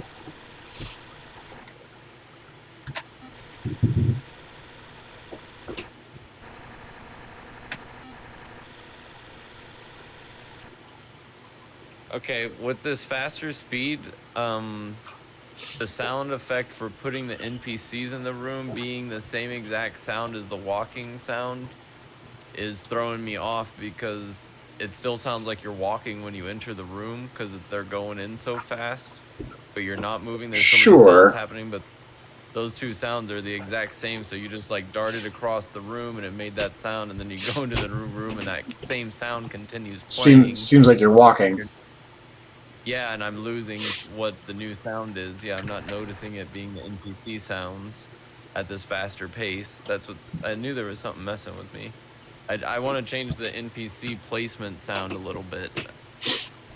Just another key or something. I don't know. Another note. You still want it to be noise though, right? Yeah, I like it. I want it to resemble, and like, yeah. I want it to call upon like the walking sound and sound the same, but these are different people. You're like walking or so let's do two things. Let's go look at where that's happening first, so we can get some sense of what we need to do. Maybe lower than Socrates. Sure. Yeah, let's take a look. So the NPCs right here go sub 6700.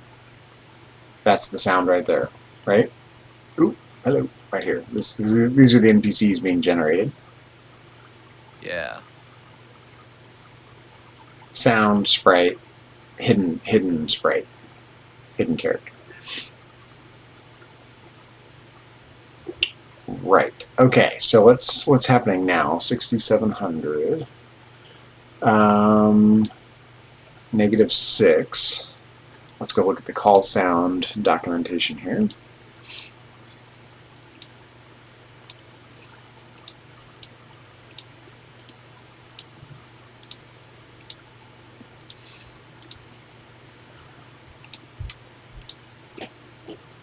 Sound. Okay, so we want white noise. So we have 5, 6, 7, and then 8 varies with the frequency of the tone specified, but that's being used, the third tone specified, so you can't use that on its own. Okay. Sorry, the 6700, that is -6, and the not the walking sound, but the dialogue sound is, I think, -5. -5. So we're using -5 and -6 already. There we go. Let's try -7. Okay. Yeah. And see what it's let's just play it and see what it sounds like here. Yeah.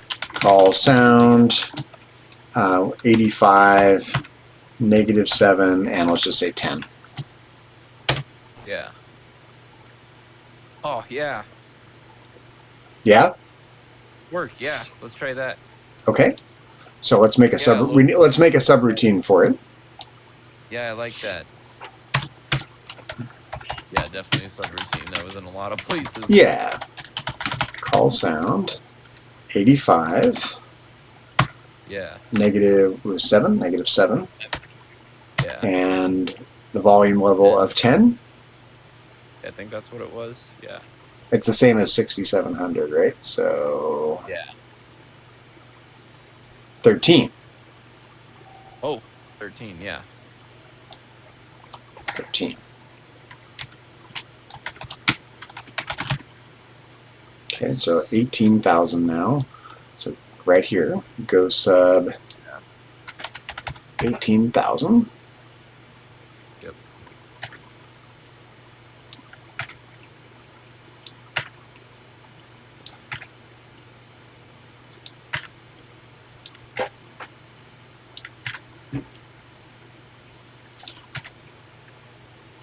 Nice.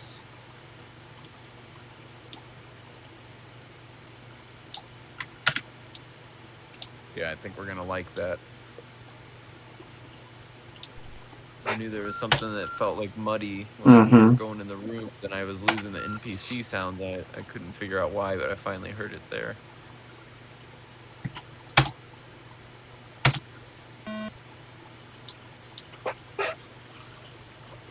Check the size of our file here as well, since we're adding even just little things. It should be fine, but let's check anyway. Oh, and while we're doing that, here let's go check out. Oh,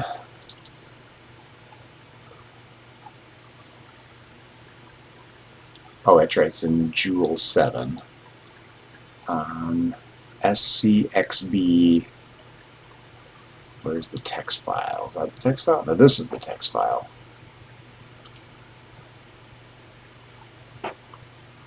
Open. Oh yeah, here's your assembly language program. Whoa. Oh wow, yeah, that's pretty different looking. What the heck? Yep. I see why learning assembly language is difficult. Whoa. You're literally accessing various registers directly, memory registers and whatnot. It's whoa. So yeah, imagine writing the program in this. Wow. No way. Right. Yeah, this is so different. This is so much more different than I was anticipating it being. What the heck? Yep. So I couldn't make any sense of that. yeah, it's not really human readable, you know. That's Wow. that's the difference between high level programming languages and what they call low level programming languages. Low level programming languages being closer to machine code, and high level being human readable. Wow. Okay, so size. Okay, we're just fine. Let's save. That's one. CXB.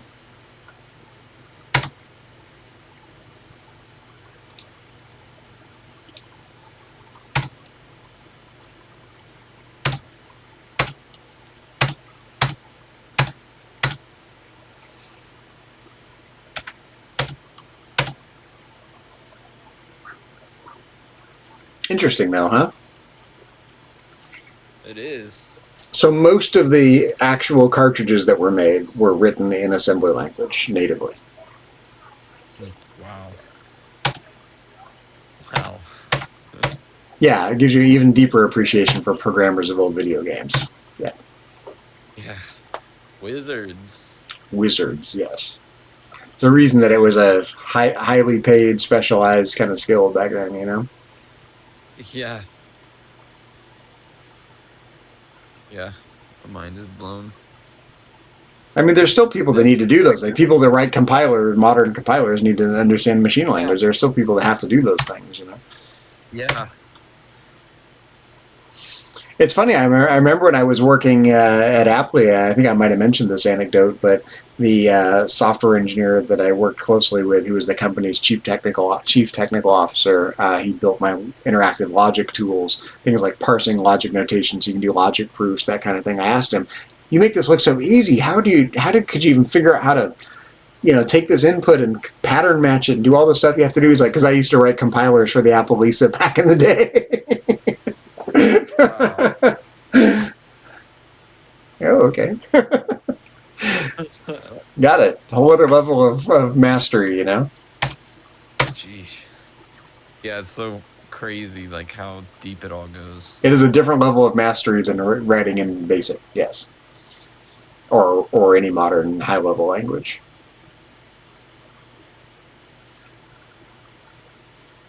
Yeah, there's different levels, different niches.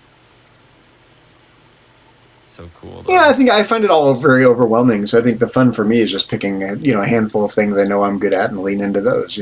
Learn a few things as I go. I really like version, where you can read it all. I do like the human readable aspect of ours. Yeah, so most programmers do. It makes sense. All right, so here we go. Go ahead. Super cool. I was just saying the other way is super cool, though. It is, and more powerful because you get direct machine control over things. But yeah, let's run it and see if you like the new sound effects. Yep, let's do it.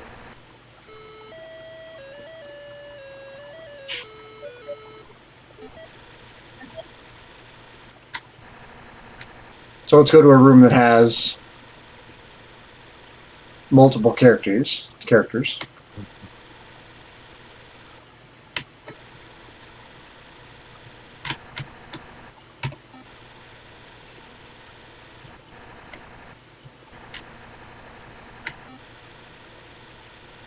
Like down here, ready? I'll pause for a second, give your brain a chance to reset here. Here we go.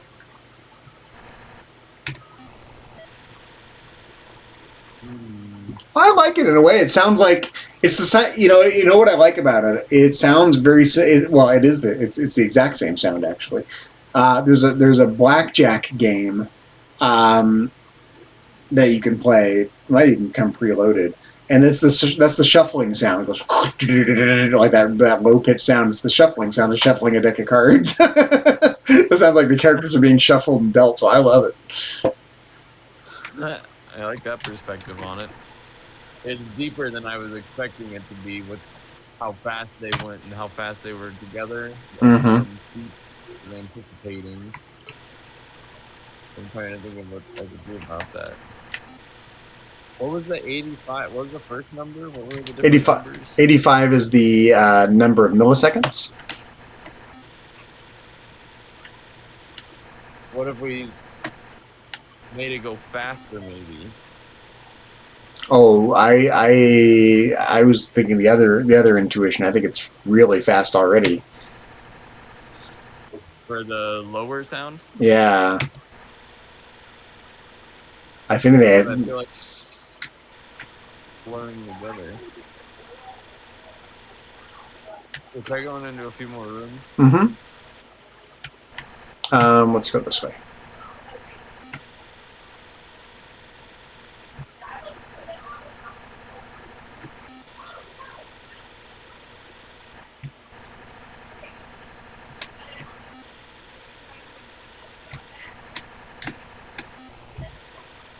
Oh, I like it. I liked it there on that one. Yeah, I do too. It's a noticeable contrast. It draws your attention to it because it's different, and then it goes away. It's fine. We keep popping into different rooms. Yeah, definitely. I just want to hear a few more samples. Mm-hmm. Size. Yeah, go explore all the rest of the residential houses and a little cul-de-sac and stuff.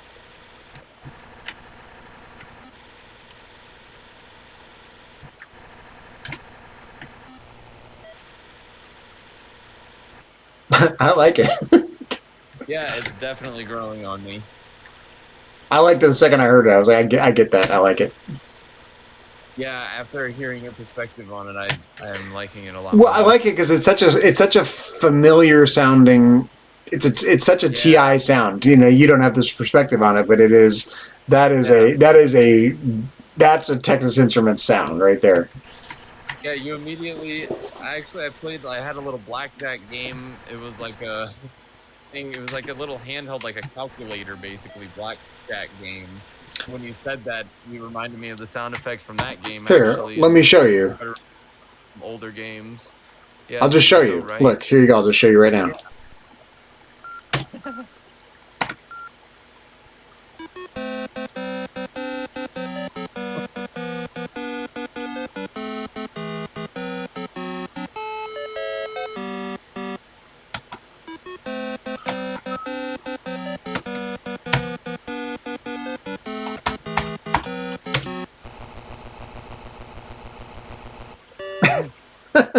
See why I like it? Yeah.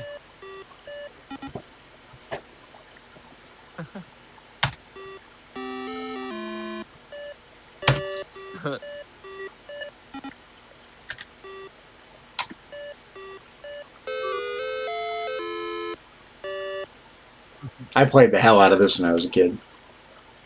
I bet.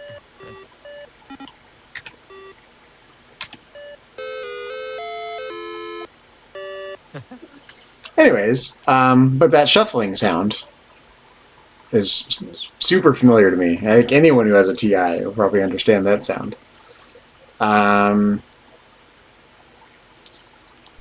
yeah, I like it. I think it's good. I like it.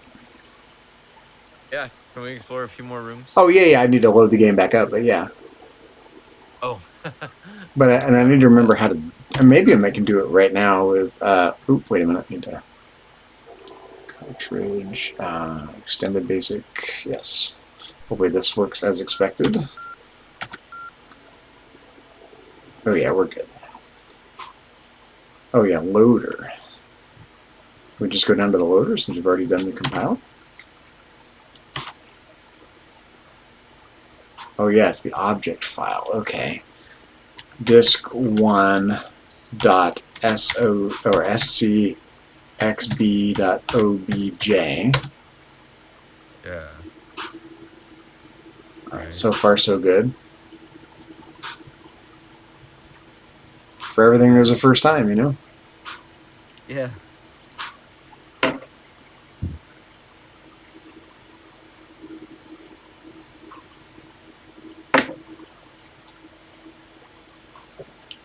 It's interesting how much louder that game was.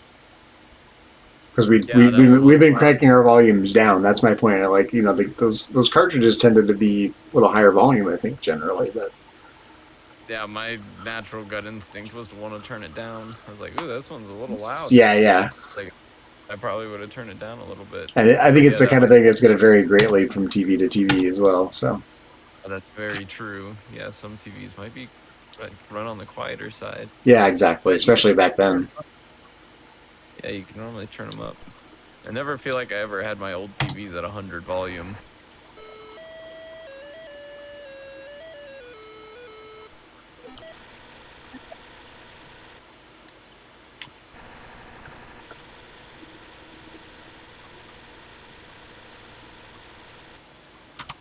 The dialogue feels pretty good. Yeah, I agree.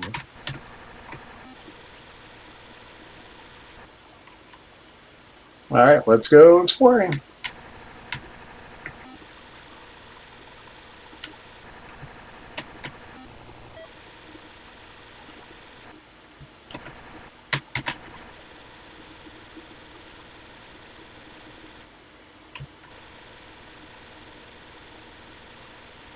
I mean, or do you want them to go, you know? What do you mean? Do you want them to, right now they're kind of rapid fire. Do you want them to go, like more like slower and staccato? Or do you like that they're happening fast? I was imagining them being slower from the beginning, more of a, like more solid, yeah, than fast. But it's also okay. I mean, everything else is so fast. Yeah, I mean, the thing to do, I mean, again, we can add more subroutines. We could, well, let's see, where would we do it? Where that sound is only being used here, so we could just add a delay loop right here, right in this 18,000. Like this. Let's just try it. Okay, yeah. Ooh, for, it doesn't really matter. We're using DE here, it's fine. For DE equals 1 to, well, actually it doesn't matter because this is happening inside that, isn't it? Oh, no, it's not. No, we're okay. For DE equals 1 to, let me think for a second.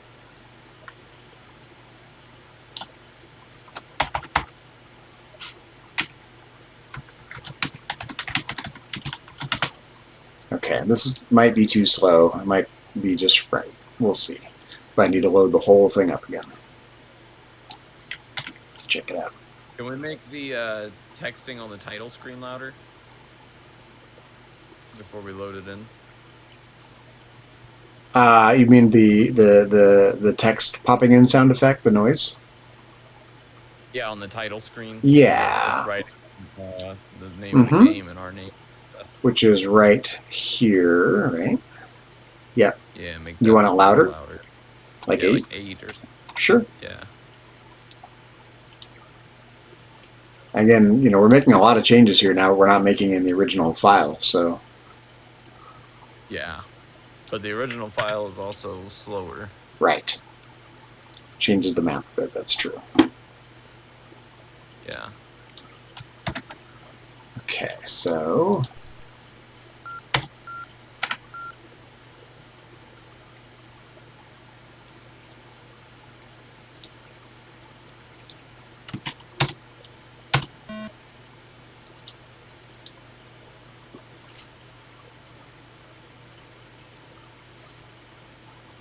You might like this better.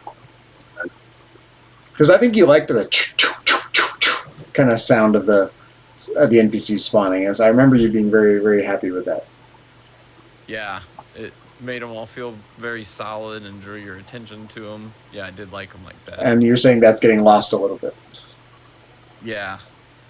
So this will help. That's why I was slowing down the sound, like shrinking the 85 earlier was to try to get. Well, no, I think the 85 is probably fine. I think it's probably the better angle, space between them. Yeah, that's what I was attempting to create. And this might be too much space, or maybe not enough. I don't know. Yeah, it's hard to know. Elusive. Oh, cool. Okay, we're still fine. Let's compile this.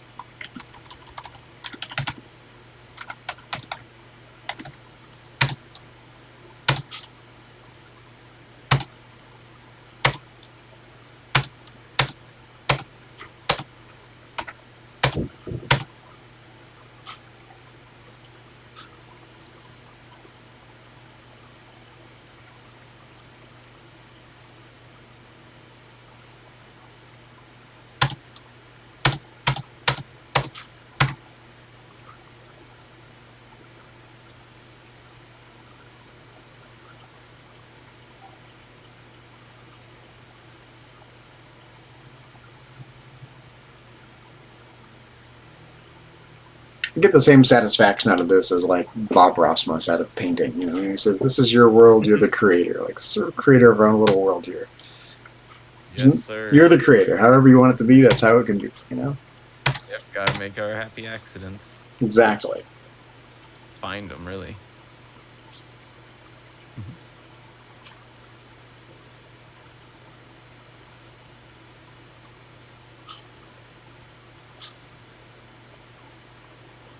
We're not going to have as much room to make these changes in the original version because we haven't stripped out the def commands, and we haven't stripped out those go-to statements, and there's no room. Yeah, but I think it was okay in that one because yeah, it's not Mm-hmm. at the faster. A lot of these changes we're making because it's going faster. Agreed. It made it sound different. Yeah, all the sounds changed by going faster.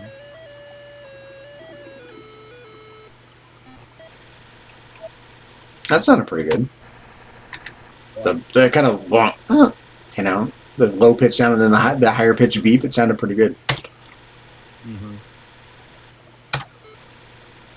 Okay, let's go check out a room with more people.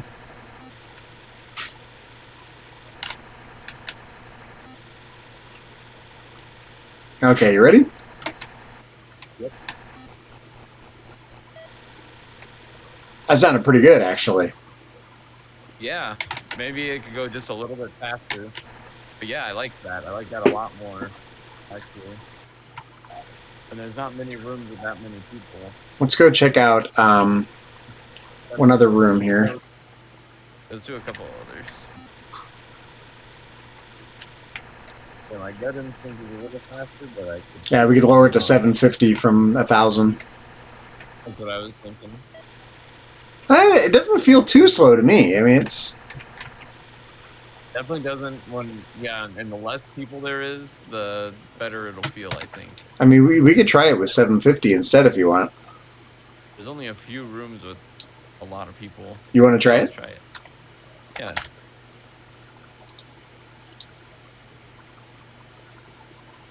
Shall do.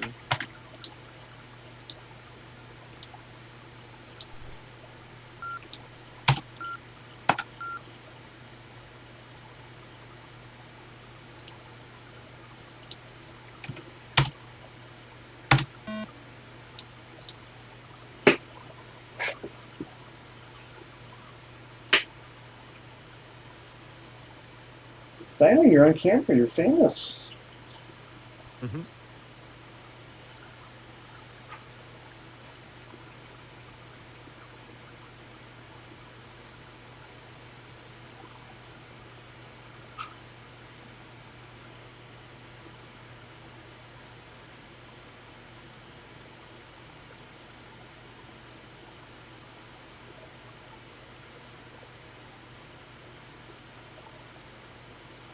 It really is amazing how you make these tiny iterative improvements. It just gets better and better and better until there's a way of doing it too much and adding too much complexity. But we're just refining and refining. It keeps sounding better.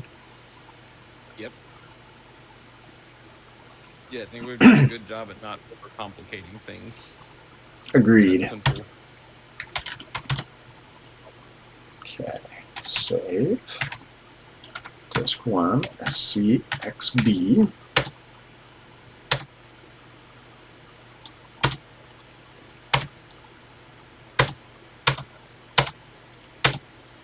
Low memory.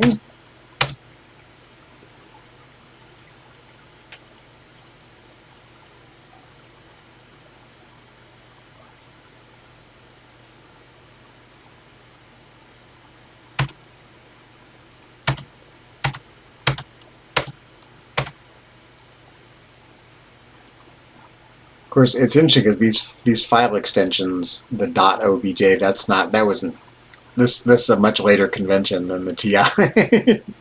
So it's kind of funny to see .anything on the TI, you know. Yeah, it's like a fun merger. Yeah, definitely.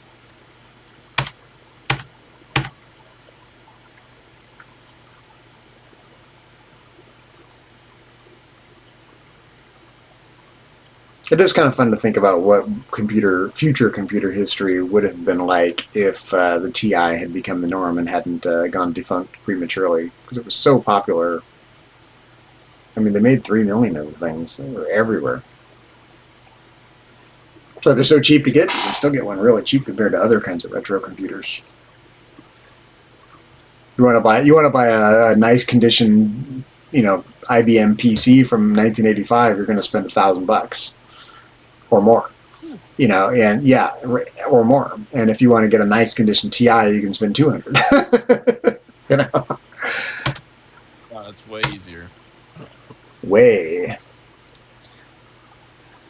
Okay, normal. Here we go.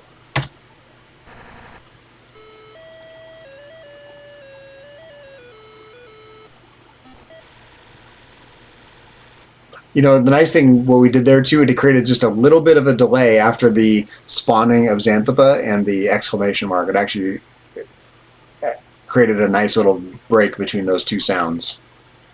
Mm-hmm. Yeah, before I didn't even really notice if we had a sound effect. Yeah. It's easier to notice it now. It helps even on the screens with one NPC. Mm-hmm.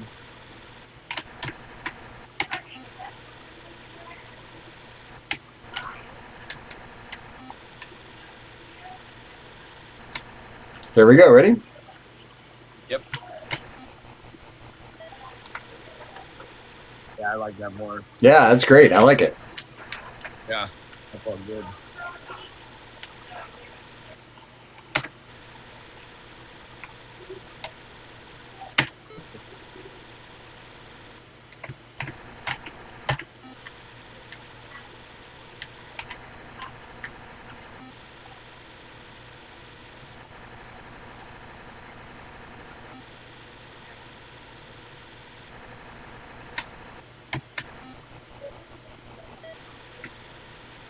I like it. Yep. It feels good. The pace feels fine. Yeah, can we go back into Socrates' house? Sure. Only one person. I think that's over here, right? Yeah. Residential district. Yeah. Burnt.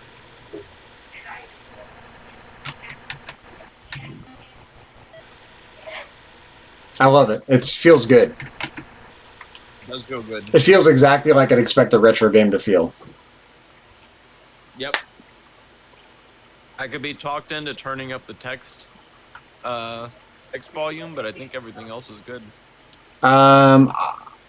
Yeah, I agree. Or turning it up a little bit, but I think all the other sounds are good. So the text volume, again, I got to remind myself, that was in 2 spots, right? That was in... Yeah. It was...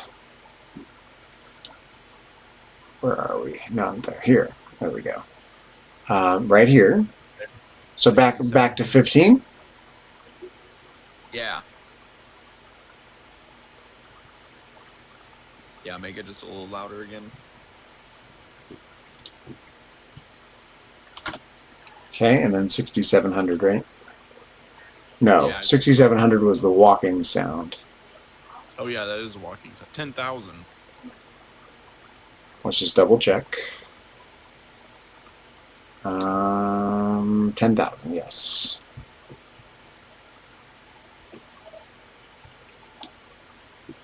$15. Yep. Let's check it. Check it out. We're convinced we don't need the title screen, right? Yeah, the loading screen. Or the loading screen, I mean. Yeah. Yeah. So this is going away. Oh, yeah. I forgot it was still in there. That's going Yeah, we don't need away. that. And this is going away. Yeah. And let me just double check. We can renumber these lines because there's nothing happening here.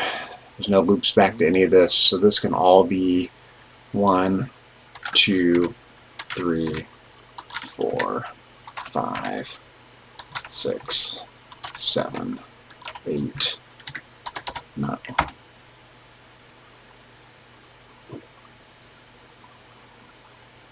Save.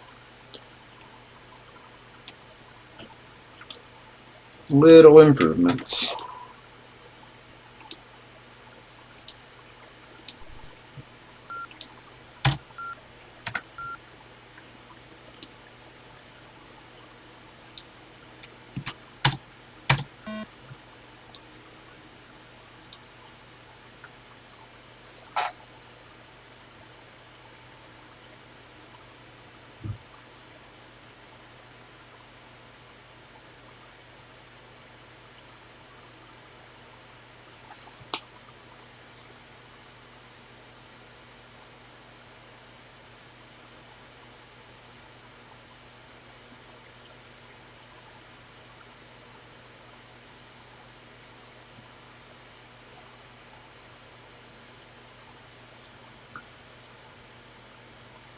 Yeah, I think probably next time. Let's finish up with what we're doing here, and then next time we'll plan on building a cartridge file from this.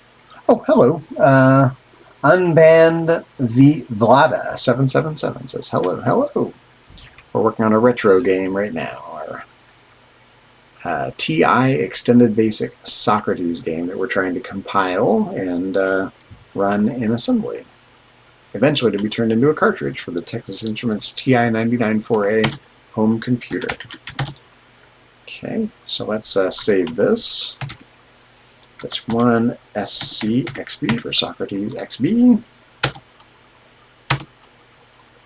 Run the compiler. That's got to be put in low memory. I wonder what happens if you hit no for proceed. No, I don't want to proceed. It's such a weird, kind of unnecessary input. It's interesting. What are we making? We are making a retro exploration educational game about the life and conversations of Socrates set in ancient Athens. But right now, we're just compiling it, which is a little tedious, but pretty quickly. It goes pretty quick.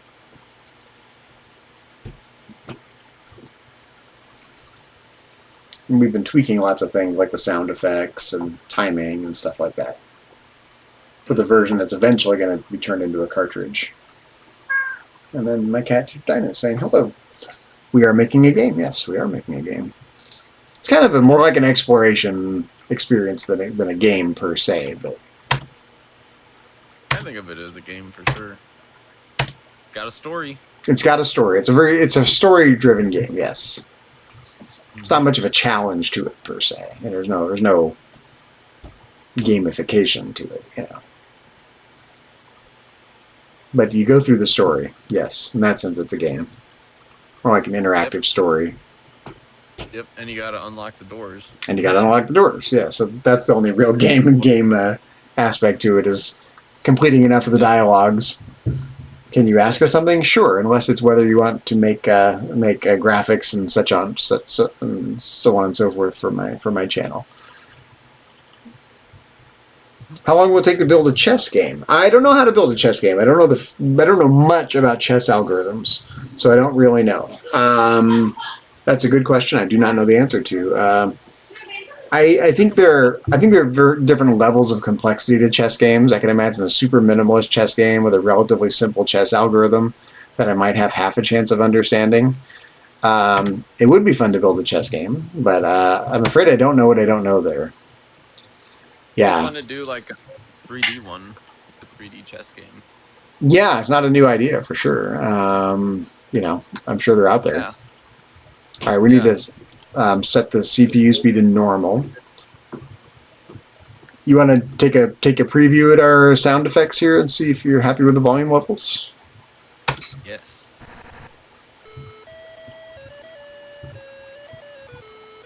Wait, what happened there? Oh, you know what happened? Wait, what did happen? Something didn't sound right. It skipped for some reason. Might have just been like a one-off glitch thing. Well, hold on. Are we... Huh, that's weird. What happened there? Yeah, try running it again. It might have just been a random one-off glitch thing. Yeah, it was that time. Something isn't right. Try it again. Hold on here.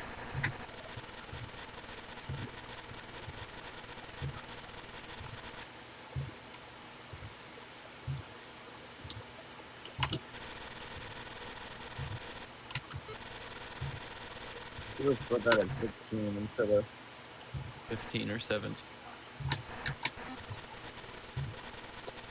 But something feels weird with the timing even. Yeah, I think it got too loud again. I think it needs to go to 16 now.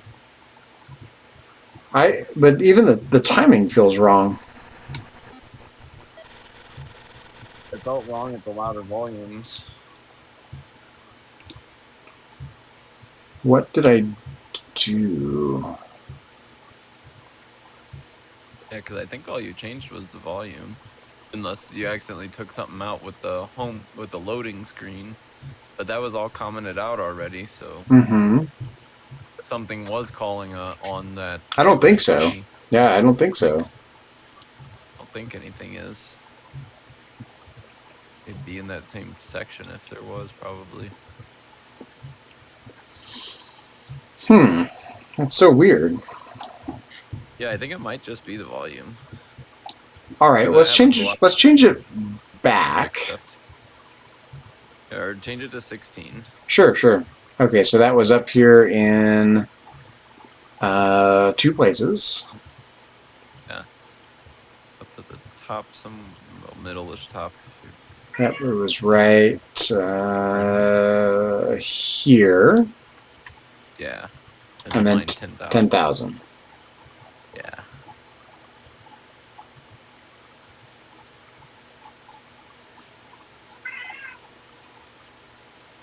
$16. Nice.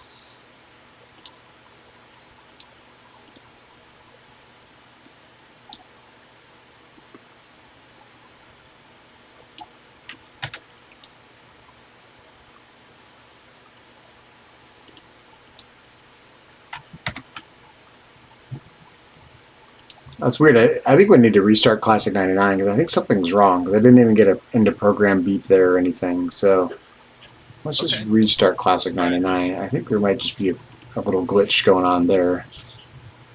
Yeah. So let's see here.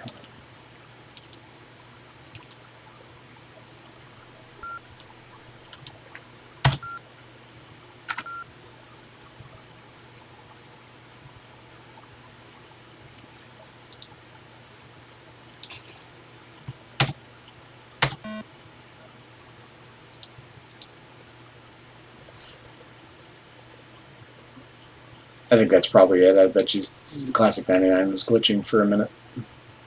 Yeah. Something was just wrong in the timing. In that music routine, it didn't sound smooth. And we didn't change anything related to it.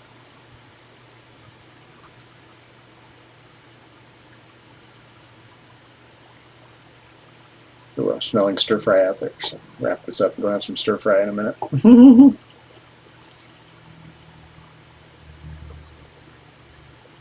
Nice. I think Are you we're seeing the Discord? seeing what? Sorry. The Discord? No. Should I? The Discord? No. Why? What's up? Yeah. I think Brad's here and just left a comment. Oh, in Discord?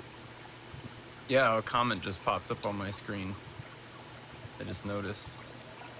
Oh, Brad. Hello. I think Brad is here, but he's muted. Yeah, we just got a comment. But where is this comment? I don't see it. I don't really No, it popped up on my screen for a second and then disappeared. It was, I think you have CPU max on or something like that. Yeah. Well, I figured you weren't seeing your Discord. Yeah, I don't see where that comment is. I don't know how to use Discord well enough to know where they're at either. But let's go ahead and compile this. Oh, did I not? Was I not running it at normal speed while we were? That could be. I'm not certain. I'm not certain either. We just made a change. It's all good. Let's just recompile it real quick. I know we're kind of fumbling around here, but we're getting better at it. Uh-huh. Yeah, it's becoming normal already. If you're watching, hey Brad. We made a bunch of little changes to the version that's going to be compiled, sound effects and volume levels, and getting rid of the loading screen that was unnecessary to faster speed and stuff like that. So we're still working on the file, but we're like really just in the home stretch now. We're tweaking little things before we end up with the final version. But we ran out of room, of course, in the original the version that's going to stay in Extended Basic. Do I know Code Canyon? I don't know what Code Canyon is. Is that a person? Is that a program? What is that? I do not know Code Canyon. I don't know what I don't know. Code Canyon, that's a cool name. Yeah, it sounds like a game, one that you would like too. Code Canyon. Yeah, similar to the Gertrude's World. Yeah. Kind of. I do want to do Gertrude's World one day. I wish my ability. I think I just don't understand object-oriented programming enough to know really how to get started. I think we'll get there. It'll take time, and maybe we'll just do like every now and then jump into it for a day and just try and see what we can get, and then check out of it in between games or something. Just dip our toes in. But yeah, let's get a few easier games like in these more familiar environments made and get more familiar with game creation in general before we jump into something that complex. So Brad said timing's off because I think you have CPU overdrive on. I just turned it off. Let's double check. So we're back to normal. And let's run it from there. Now it sounds normal. Okay, good.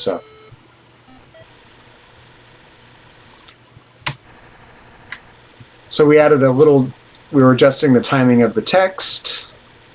Works pretty well. We decided we like it a little faster than we had it. And we added this little new sound effect for when the NPCs spawn. Very similar to the shuffling sound in the blackjack and poker game.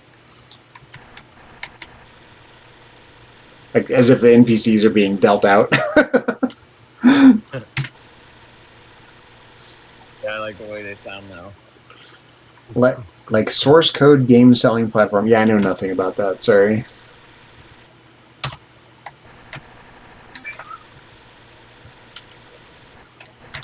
It's feeling pretty good. The motion feels good. The sound effects feel good. How do the volume levels sound, Dylan? Good. Good. I'm liking everything. What about you? Yeah. You like it's right? I think it all sounds good. It sounds balanced at least. Yeah, it's definitely not. I'm not feeling like it's bothering me at all. Like I'm liking all the sound. It's not feeling like earlier. I can't remember the word I was using. Which is good. I can't even think of the word to describe how I was feeling earlier. Oh, it was abrasive. Yeah, earlier it was starting to feel abrasive the longer you were playing, but it's not getting that way now. Yeah, the little delay for the spawning of the NPCs makes a huge difference. It was getting muddy, and that little bit of delay between the spawning of each NPC unmuddies it. That. Do we want to close the gap between these guys? I think they're the only ones we left open like that. Do we want it like that? We can change them if you want. You want to bring this blue guy over, or I think the purple guy to the left. To the left. Sure, let's do it. Yeah. So we are in where? Brad says, I don't know if you could fit it in, but I'd like to see an option to reset the dialogue of the room area you're in. Yeah, it's interesting. We did talk about that and kind of rejected it,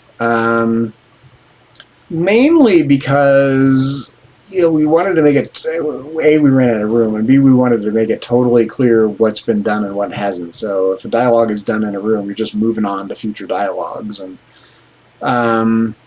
should you be able to replay a dialogue that's already happened? It raises a whole bunch of new questions. How do you indicate that? How do you trigger it? If the exclamation mark is gone, does it change color? It adds a bunch of stuff that A, we didn't really think we had room for, and B, wasn't very important to us. We thought the forward momentum mattered a little more. I might be convinced, but I can think of, it raises 10 other questions that I don't really have great answers to, and that's why we think we went, it's not that important. So we did talk about it. I hate to take a suggestion and go, nah, but I think we're probably not going to do it. Yeah, not in this version. Yeah, we are gonna rebuild this game in a couple other environments. We might try a version in Pico 8. We might try a version in Stencil for more modern devices, and fewer limitations. Maybe we can work around some of those things.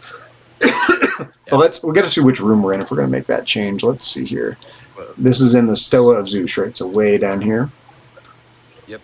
Okay, so let's find. And you want to make that change in the other file as well?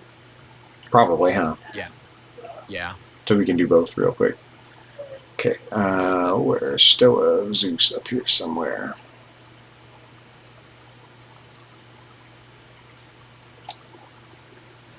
Okay, so it is the purple NPC, or magenta, excuse me. My slow brain can click away before the dialogue sinks in. I'm thinking just hit R and the dialogue repeats. Let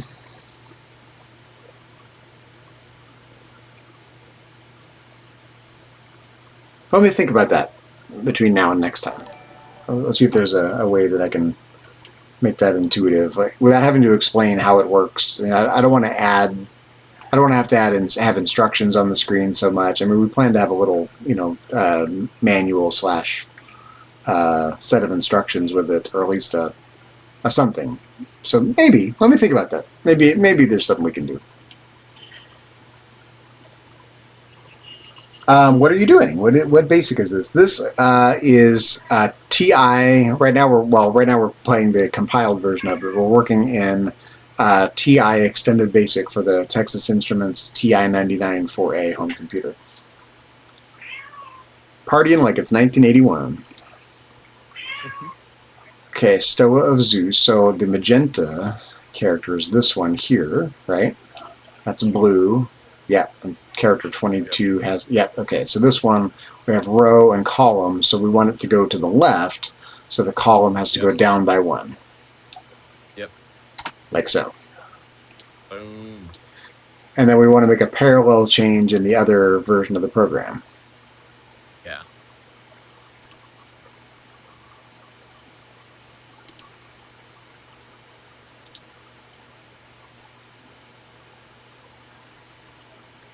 How can you install a TI emulator on your, what is ADM64? I don't know what AMD64.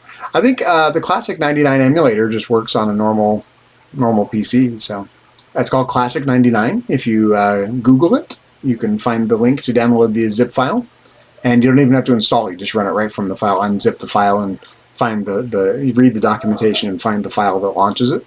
Very simple. Okay, so here's the extended basic version. So we want to find the Stoa of Zeus right here, and that's the magenta character. So this is going to be 9. Yep. Save. Nice. Now let's go ahead and recompile this one.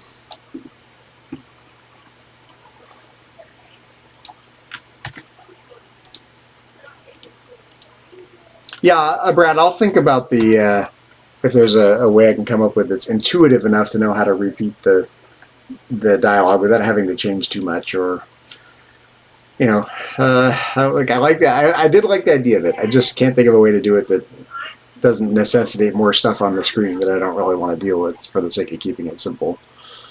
Different color exclamation is a good idea, like black and gray. It is an idea. But it's we're on the edge of the memory limitation anyway. I know for sure. And everything like that, I'm worried about doing it, and I'm worried about whether it's really going to be a good experience if we do that. I like the exclamation mark just going away. It's unambiguous, like you've done it, Well, it could be the same sound effect and everything, but it changes black and gray, and then you'd also have to write in something to where it doesn't add onto the dialogue counter or something. You just wouldn't want that to change the dialogue counter if you read it. Yeah, but that's my point. We got to code around all that stuff. Dinner is just about ready, and Amanda has agreed to watch Princess Bride. Oh, well, let me wrap this up. We're almost done anyway. Okay. So give me 5 minutes, and, Okay. I'll be right there. Okay. Okay. Oh, okay. Fun. That sounds like fun. That does sound fun. She's very resistant to watching old movies, so that's actually remarkably exciting. Princess Bride is a good one. You can't go Great wrong. choice. Inconceivable that someone wouldn't like The Princess Bride. Yeah, right? Inconceivable. Yeah. You keep using that word. I do not think it means what you think it means. Yeah, that's so goofy. I love that. I had an acting gig when I was in college, and I was doing sword fighting, and part of my training for that movie, they wanted me to watch the Princess That's fun. Bride. And I was a huge wrestling fan, so Andre the Giant was cool to see on screen in a film role for sure. Yeah, I love him. Okay, so let's compile this real quick, and then I gotta go. SCXB, and then we will work on the cartridge file next time. Perfect. Oh, let's speed this up for the sake of getting the compiling done quickly. Yes, low memory. The official XB version of it, Oh yeah, definitely. and then I can load that and just put on the CPU throttling and play around with it a little bit. Mm-hmm. But keep in mind, we made a bunch of changes. Yes. I'm just gonna look over colors and stuff and Mm-hmm. play around.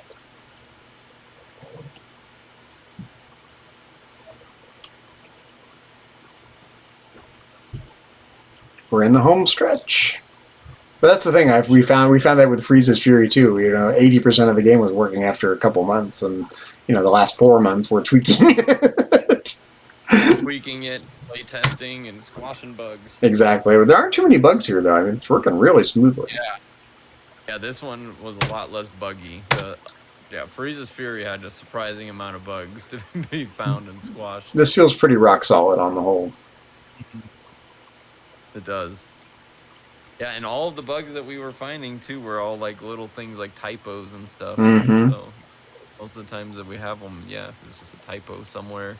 And Brad, we did take your suggestion to eliminate those go-to line 3000 statements that were necessary for the slow version in regular extended basic, but unnecessary in the compiled version.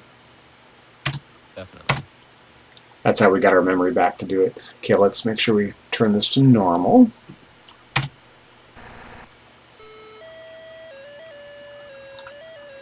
And I don't know if we mentioned it previously, but that is a modified version of the Saikelos Epitaph, which is the oldest known piece of written ancient Greek music, slightly modified for timing. Half of it, anyway, the first line of it. Should we go check out that room we modified just to make sure it looks good? Yeah, it was good.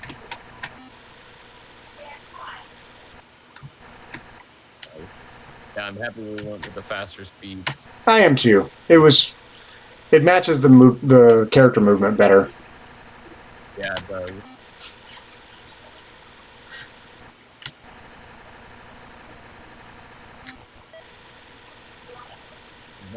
Yeah, I'm liking that sound effect more and more. Yeah, I am as well. It sounds like a TI game. TI games use that sound a lot.